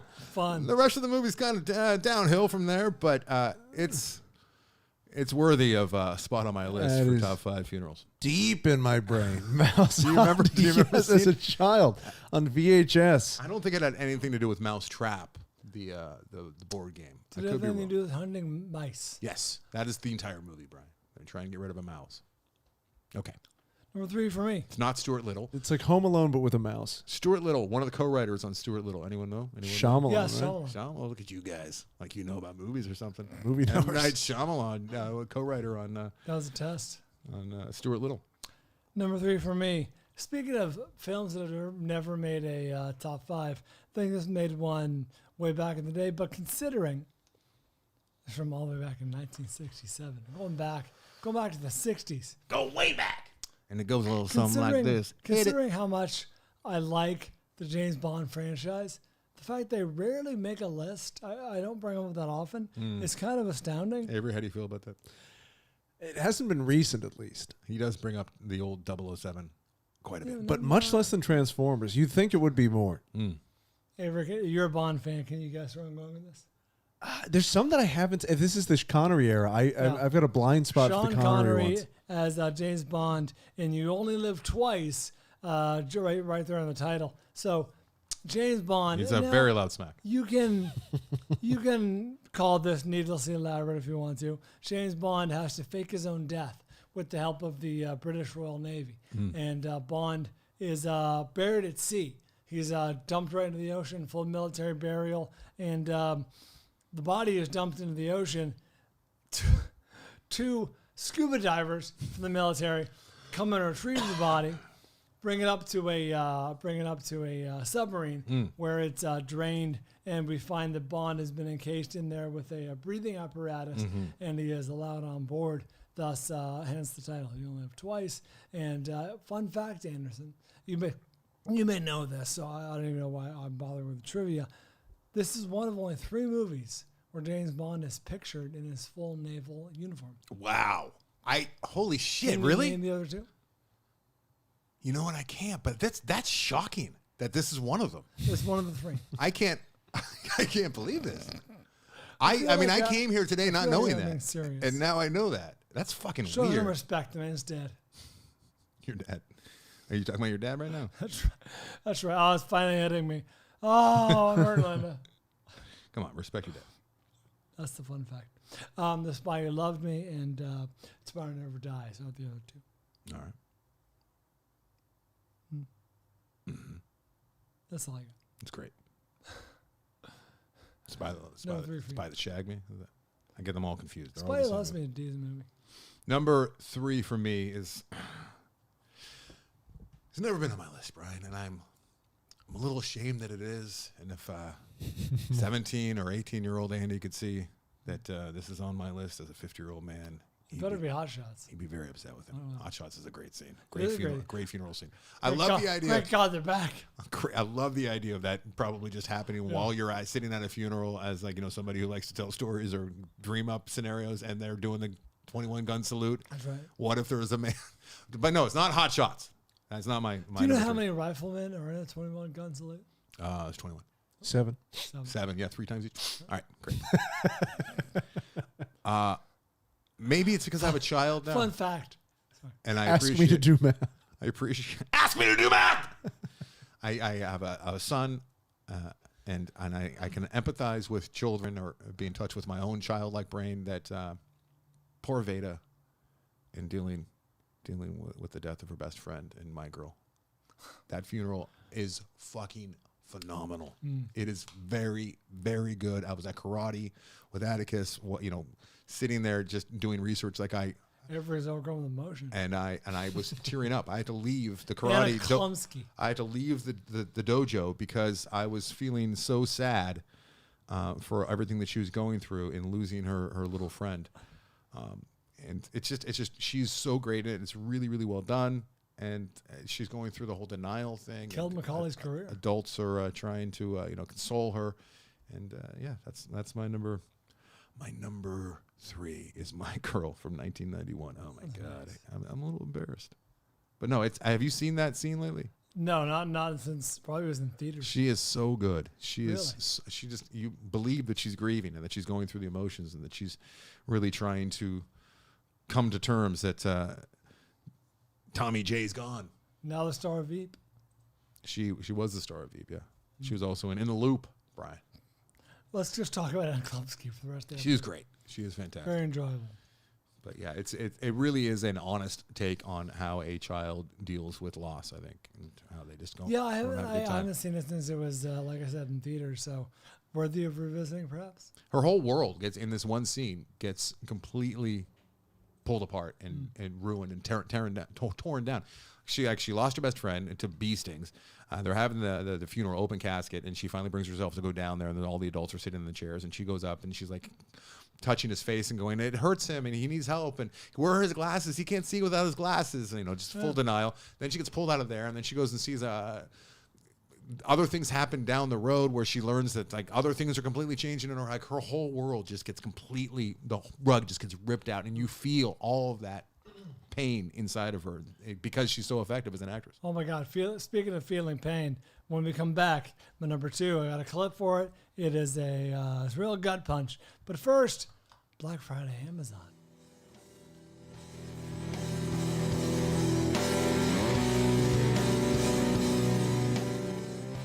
Really want to thank you guys for tapping that Amazon banner on Black Friday and extended sales, etc., getting your holiday stuff early. Keep us in mind when you're doing your shopping, but you guys came through in a big way, and here are some of the things purchased on the Amazon banner. Oh, you got me. Oh, man, I button hooked you. Sorry, buddy. There it is. 5, count them 5, Amazon.com gift cards in a red and gold mini envelope were purchased. Remarkable Bundle 2 note-taking tablet. Lenovo RGB gaming desktop computer was purchased. Someone got themselves a mini PC desktop computer in addition to that. Apple products were very popular. There's Black Friday. Among the things picked up were an Apple iPhone 12 mini, Apple AirPods Pro, Apple Pencil, and Apple iPad mini were all purchased. Thank you for using us to make your Apple device purchases. Orimo Nugget Ice Maker. Yes, this is the little desktop ice maker that makes little nuggets. Fitbit Sense 2 Advanced Smartwatch. Western Digital 16 terabyte Elements external hard drive was purchased. Someone got themselves a Purple Harmony pillow. Purple Harmony. Samsung Galaxy Tab A8 was purchased. Zinus 10-inch foam and spring mattress, maybe to go along with the pillow. There'd be a nice little pairing right there. Eskimo Quick Fish 3 pop-up ice fishing shelter. Should I say it not done? Ice fishing. You ever been ice fishing? No. Neither. Sounds fun. DeWalt oscillating tool. Nike men's basketball shoes were purchased. Google Nest doorbell, was picked up. 8 Reliant ribbon twist-tie bows. Nespresso Verturo Plus coffee and espresso machine. 2 Fleximounts bike storage racks. An Apple gift card for $100. Yuletime LED Christmas lights were picked up. Put up our lights over there. It's exciting. I know. Explora XGO 3 watch phone for children. Oh, may have to look into getting that. Someone does this all over us to get a device. We keep saying no, but that's going to come to a head soon. Finally, through our link, someone went ahead and tapped it, got themselves, assumed for a computer, rebuilding perhaps, Deep Cool Liquid Cooler. Nailed it. Effortless. Hit the post. Hey, remember, this is the last time I talked to you. Somebody got planes, trains, and automobiles. That's a good thing to A good do. old Black Widow was clicked through. Ida was clicked through. What are you doing watching Ida? Ida was It's a so fun. tough watch. Very tough watch. What are they doing with those children? What are they doing with the babies? What are they doing? It's not nice. None. And the Indian in the cupboard was clicked through. I've not seen that Indian in the cupboard. You don't need to. No, okay. Somebody needed to, and thanks for clicking through to make that The decision. boy might like it, though. Oh. The Justice of Bunny King was clicked through. Guardians of the Galaxy Volume 3 was clicked through as well. Sick of Myself. Oh, no. Hope you took enjoyed. Took the dive. Took the dive. We appreciate that. Hope you enjoyed it as much as we did. Sanctuary was clicked through as well as Barbie. I've had enough of Barbie. How about that? Barbie going to be up for Best Picture? I wouldn't be shocked. I wouldn't be shocked either. Jesus Christ. What kind of world with... Is there a film in summer? Old Boy was clicked through as well as Bottoms. Oppenheimer was clicked through. Look at that. Both those pictures could be up for Best Picture. That's I true. say no to both. Focus was clicked through I as say well. yes to Bonhams, though.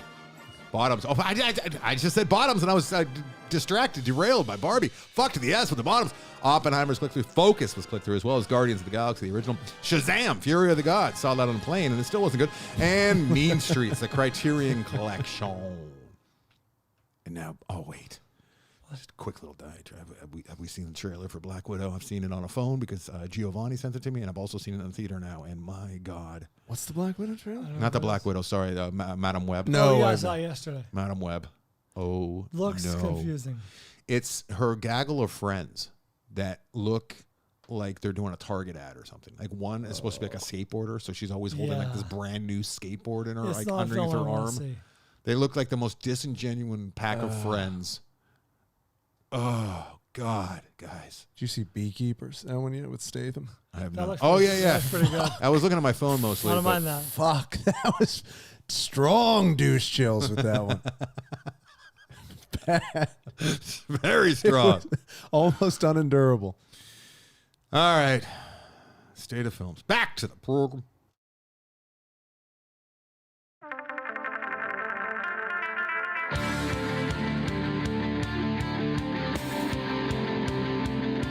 The aforementioned Gut Punch is my number 2.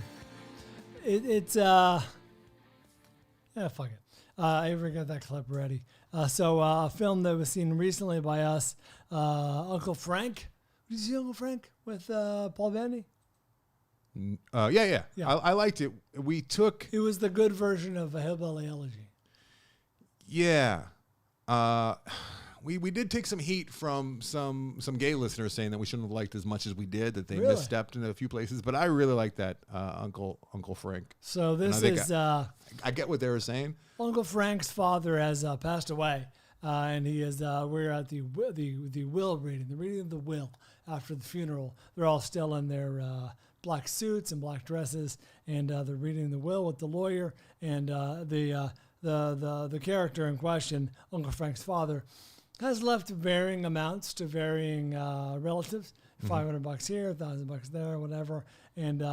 They finally get to what Frank's getting, what actually the will says about Frank, and here is the reading of that moment. To my oldest son, Francis Mackenzie Bledsoe Jr., I leave nothing but disgust with the filthy and unnatural perversion he engages in with other men, and shame that he carries my name.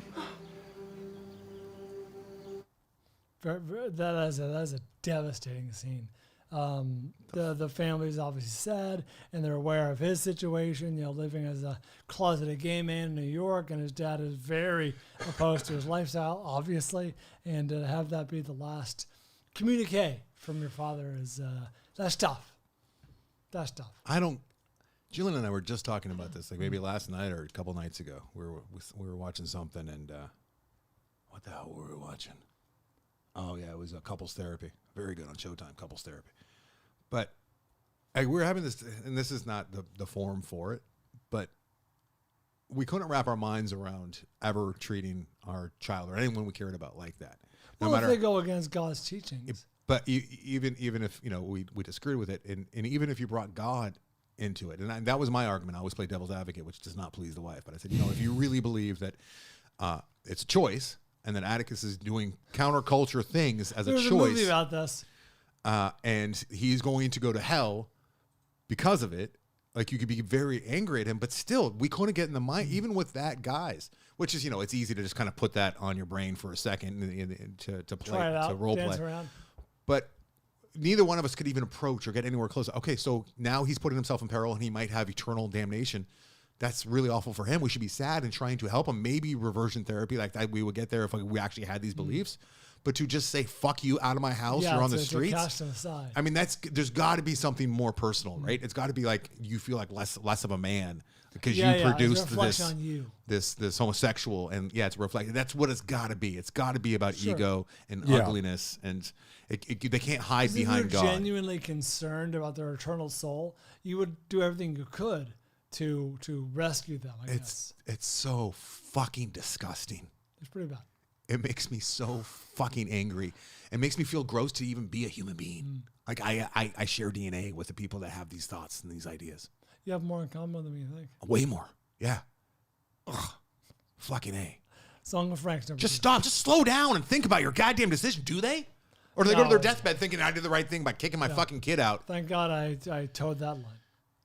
I mean, I can go as far as going, oh, God, you must be horrified, terrified if you really do believe that you have the fear of God in you. You just think that this person that you brought into the world They and need you to be love so saved. much. Yeah, but, I mean, I can. Yeah. All right, sorry. No, tough. Off the pulpit. I don't get it. All right. Number 2 for me. This is a scene that involves a very it's an atypical meeting at a funeral. It's you don't think of people meeting and hooking up at funerals very often. Rarely. Outside of like Wedding Crashers. Right. And there you go. Wedding Crashers is All not right. my number 2. No, all right. Wow, I didn't see that coming. All right. Wedding Crashers is something that we did see parroted, but to a much different effect and with different purpose and different motivation years later, years after Harold and Maude was released. And the funeral scene in the opening act of Harold and Maude is where Harold meets Maude, and they both learn that they're there. They don't know the deceased. They are just drawn to funerals for very, very different reasons. One to celebrate life, one to celebrate death. One is young, one is old. They are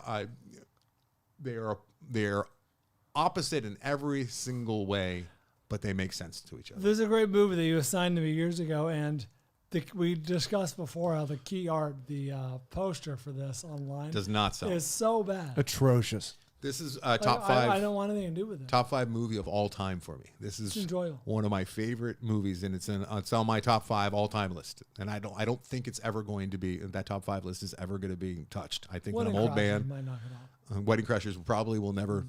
Maybe though, if I was in the right state or the wrong state of mind. No, my top 5 is probably set in stone, and Harold and Maude is on that top 5. And what's crazy is it came out the same weekend as A Clockwork Orange. Wow. So they were playing like at the same time in the same towns. That's right. And they're both You my see a top double 5. feature. That weekend, 1971, there's a Friday in 1971, a few years before I was born, where 2 of my favorite fucking pieces of art ever to be released came out at the same time. So it's weird.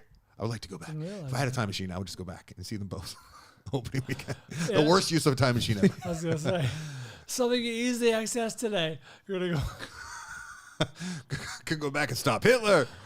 Could go back and see some dinosaurs. Or, hey, opening weekend, Clockwork Orange and Harold and Maude. Here we go. Double feature. I'm just sitting there eating old popcorn. You're like going to buy some stock. You could do that in the New Beverly. You know, I'd be a douche in the line, too, talking about how good I think the movie's going to be. I have a feeling it's going to be really good. I think it's going It's to be going an to all-timer. change cinema. A couple all-timers right here.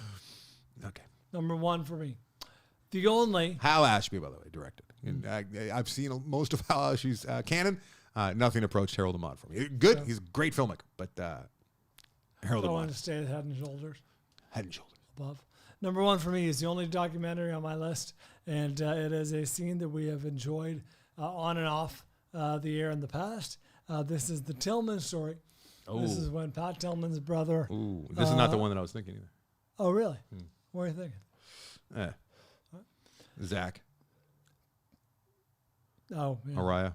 This is where Pat Tillman's brother Richard takes the stage at his memorial, which is being broadcast on like CNN, and it's a whole thing because Pat Tillman was a cause celeb and he was killed, and a lot of grandstanding. John McCain shows up, Maria Shriver shows up. I don't think any of these people knew Pat Tillman, or if they did, they know him well, and yet they have to be seen because they're on TV, and it's a political way to score political points. And here is Richard crashing this. Well, I believe he was scheduled to speak, but here is Richard taking the stage with a beer in his hand and part of his speech to the millions of people watching on TV. I didn't write shit because I'm not a writer. And I just want to say there's a lot of people here, thanks. It was really amazing to be his little baby brother. Yeah, I'm not just gonna sit up here and break down on you, but That's what he is. thank you for coming. Pat's a fucking champion, and That's always will be. just make no mistake, he'd want me to say this. He's not with God, he's fucking dead. He's not religious, so thanks for your thoughts, but he's fucking dead. It's an angry guy right there. Yeah, there was a Man. lot of grandstanding on Pat Tillman's behalf. People saying you were the God now, and you were his chosen son, and blah blah. Blah. And here comes Richard. Now that's all bullshit. He's dead. He's in the ground. And it's funny, poignant, sad, heroic. It's all those things in one. It's a hell of a scene. Yeah, very very well done. A little cheating because it's a real life funeral. Yeah. But it's a gut punch. It's also very memorable. I think it was the first one I thought of when I thought of funeral scenes. Like Tillman story's got to be on there.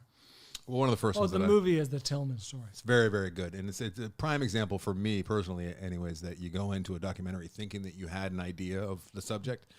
I very wrongfully thought, like, when I first heard of the tragic death of, they're all tragic deaths, but with this notable figure from the NFL left his NFL career, lucrative, famous career, to go fight in Afghanistan. What I immediately thought of is a guy who's built on so much testosterone, such a natural born warrior that's like, there's a battle going on the gridiron, but not enough. I need to actually see death. But that wasn't it at all. He was not that guy at all. No, he's a thoughtful dude, principled dude. Yeah. So I couldn't have been. I felt shame in watching that movie, rightfully so too. Like that, I just had this idea, this preconceived notion of what Pat Tillman was all about. And boy, was I wrong. That's a really good movie. Check it out, you guys, if you have not seen it. The Tillman story. My number one is different. It's far different. However, I do like the representation of funerals in Jim Cummings' Thunder Road, which is the opening scene, uncut. It's also a short film, which was this entire scene that he shot independently of this beforehand that went to Sundance, which he kind of submitted to Sundance as a lark, and got admitted, which he was shocked by, but he didn't think that this would go anywhere. But it's Jim Cummings doing all the emotions that can come with the death of a loved one. In this case, all the emotions. His mother. Yes, he's going through everything. He's really having a hard time up there. He's dressed. He's a police officer, and he's dressed. Officer Jim is dressed as a police officer while the camera's just on him. If you have not seen Thunder Road, please do yourself a favor. And if you like my taste, if you like Brian's taste, if you like Avery's taste, if you line up with us at all, I think you're going to love Thunder Road. He brings his own stereo. What? He brings his own stereo. He brings his own little stereo to play the boss's Thunder Road, which his mom used to sing to him to put him to bed at night, and it meant a lot to him. And he was so just stricken by his mother's death, and he wanted to do her an honor by doing a little song and dance, singing along and dancing along to Thunder Road. It's a very inspired way to get around having to pay Springsteen for the rights, the way it plays out. Even to the point where it's like you're thinking, watching it because it's modern day, like, well, why not just play it on your phone? He even alludes to that, but he's so grief-stricken that he's like, I could have played it on my phone now that I'm thinking about it, but he's already halfway through the dance, and he's crying, and then he's laughing, and he's embarrassing his ex-wife. He's embarrassing his own daughter. And my favorite part of the whole scene. It's uncomfortable, very but also uncomfortable, hilarious. and also hilarious, but also sad too. Yep. And it's a precursor to the rest of the movie, because the rest of the movie there's very goofy moments where he strips down at one point and he's nothing but his underwear in a parking lot in front of the police station, just that kind of thing, right? But then there's also where a corpse, a dead person, is on a couch and gets slapped across the face with a very serious tone, and it's fucking earned, and it's believable, and it's not done for shock value, and you actually feel something when that happens. This movie has everything. There's a scene, and I've talked about it, cited it before on this here program, where he wants to. God, Jim Cummings is just a natural. He's just so good. There's a scene where he wanted to convey to the audience how committed he is as a father, and it has to do with working with his daughter, who's like young. I think she was like 8 or 9, and he learned an entire hand thing for her, like pulled an all-nighter to do it. The high five or the clapping. Yes, and it's just such a. I love the beta test. I think Thunder Road might be just a hair above it for me. Absolutely love Thunder Road 2018. I think it's available like on Prime, and this scene you can watch this scene. It's on YouTube. But my favorite part of it, and I was trying to think if I could play the clips, Brian. of this. It's just I want to translate. I want to do it justice just to hear him kind of having a meltdown. While there are very funny sound bites in there, my favorite part of the entire sequence is at the end of the sequence where he's kind of ushered away from the front, and he has his daughter, and he's realizes he's sitting in the back pew now, and he's crying and just still, and we hear the woman who's running the funeral saying that we have to remember that everyone grieves in their own way. There's no right way. There's no wrong way. Essentially saying that was a very strange way of grieving. And his daughter is like not responding to him. And he realizes then that he's also lost the respect of his daughter. And she's like mortified by his actions. And him looking at her with this scowl of crying and pain and just realizing that and staring at her at, a few feet away from him on the pew. It's now I got some friends, I won't name names, who have tried to watch this movie. Tyler's not one of them. And they had a hard time with his opening sequence. I felt like it was too much. They felt like he was just trying to say, look at me, I'm the writer, director, and actor. Look at all these different things. It's a bit showy, but it makes sense and it works. I agree. And it's the right tone to begin this movie. Love this movie. Well, I gotta go back and watch the scene. Thunder Road. Oh, so good. All right, let's hear the listener top 5. Listener list compiled by Mitch Burns. Number 5, we get a 3-way tie between The Godfather, Thunder Road. Nope. Look at that. And Road to Perdition. Is there a funeral scene that got it? Yeah. Vito's funeral. Big one. Brian. Number 4, Last Action Hero. I don't remember. This man's not dead scene. Oh, no. I do remember Gio. Oh, that was a good one. Number 3. Because Gio loves that Last Action Hero, and he's probably irate that we don't remember the funeral scene. It was really excellent. Number 3 is Scary Movie 3. Number 2 is a tie between Star Trek II, The Wrath of Khan, and Harold and Maude. And number 1 is The Big Lebowski, Donnie's Funeral. Yeah, Memorial. That counts. I had an honorable mention for TV Vault.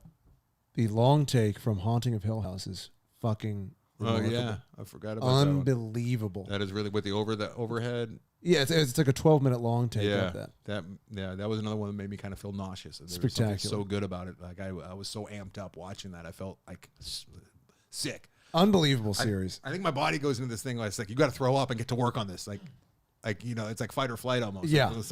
Like that one of True Detective. There is that one long take where it's just like holy shit. Like I felt nauseous. All right, let's gamble and go. You're right. Let's do it. Gambling. Last week we gambled on Napoleon. Anderson guessed 78. Brian 69. Nice. With 235 reviews. The actual Rotten Tomatoes score is 60%. Making Brian the winner. Brian's on quite the roll. Indeed. Quite the roll. Cheating pays off. Let's hear what do we? Oh, we said something is coming out this week. May, December. We are gambling on May, December, since it is coming to Netflix, which is, I would imagine, most people, their ability to see it. The new Todd Haynes film. Avery flickfested it for us a couple weeks ago, and now Brian and I are finally going to see it. Now it's being relegated to the little people. That's you and me. Yeah. So all right. 35 millimeter. I got a guess. I don't know about the smacking. Yeah. Okay. Odd number. 1, 2, 93. 87. Oh. Anderson guessed 93. Brian 87 with 170 reviews. The current Rotten Tomatoes 107. score is 93%. Did you nail Who's it? cheating now? Yeah, seriously.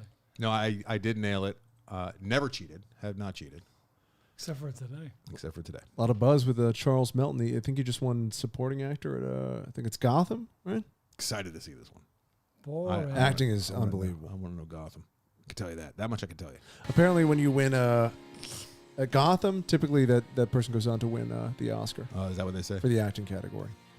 It used to be that way with like LA or New York critics. Like it was almost always like mirrored one another. Honestly, you know what? Other than the Volties, I don't give a fuck. Really? Yeah. That's the only award show you've been attending? The older I get, the less I care about most all of the It awards. means more to me with every passing year. Well, I mean, with the movies that are going to be up for Best Picture, I can already see it This this should be year. interesting, It's yeah. going to be fucking awful. All right, Napoleon's probably going to be up, which I'm on board for. Oppenheimer's going to win, right? Oppenheimer's going to be up. We know that the fucking Killers of the Flower Moon is going to be up. I won't be surprised if Barbie is up. Does Oppenheimer win?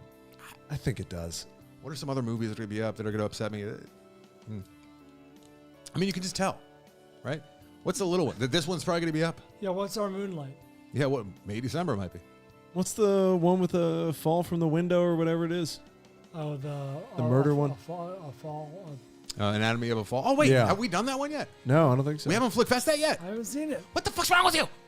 I've been seeing Trolls. All right, well, how have we not Flickfest Anatomy of a I've been Fall? enjoying Trolls. Holy shit. All right, Anatomy of a Fall next week, Brian. May, December, and Anatomy of a Fall. see what So I much can to do. unpack there. See what I can do. So much to talk about with the Anatomy of a Fall. Unsatisfying. I'm not sure it's worth your time, but when it is, it is. A lot to like. I'm enjoying, speaking of a lot to like, I'm enjoying Tim Rutherford's art. It is. It's good. All The right. art is good. Well, enjoyable. I'll just say that. Check it out, AndersonBryan.com. Yes. Thank you, Jim Rutherford, for being our art listener artist, I should say. This week, appreciate you. Featured artist is The Sound Objective. Checking them out. AndersonBryan.com. AndersonBryan.com is where you go to get the Amazon link, which we appreciate you guys putting to good use. Instagram is Anderson Bryan. TikTok is Anderson Bryan. Jesus. Easy, buddy. And the Film Vault on Facebook and Twitter. The Film Vault podcast on YouTube. Thank you, everyone, for contributing, for listening, for downloading. Thank you to Giovanni. Thank you to Mitch Burns, Mike Cole, and, of course, Eric Kath.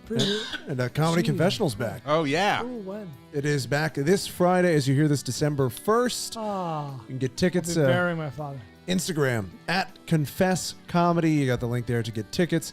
It is in Santa Monica, 7:30. Plenty of parking and a great lineup. It'll be a lot of fun. All right. 7:30, Santa Monica. Comedy Confessional. Check it out. Patreon / The Film Vault. Lots of good stuff over there. And yeah, till next time. Wait. What? Wait, The Bike Riders is coming out this Friday. No, it got fucked. Remember? Oh, yeah. But I saw the poster last night. I'm like, maybe it got unfucked. No. Oh, shit. I think they're trying to unfuck it. Oh, you studios are such... Why that one? Why that one? We do it for Van Gogh.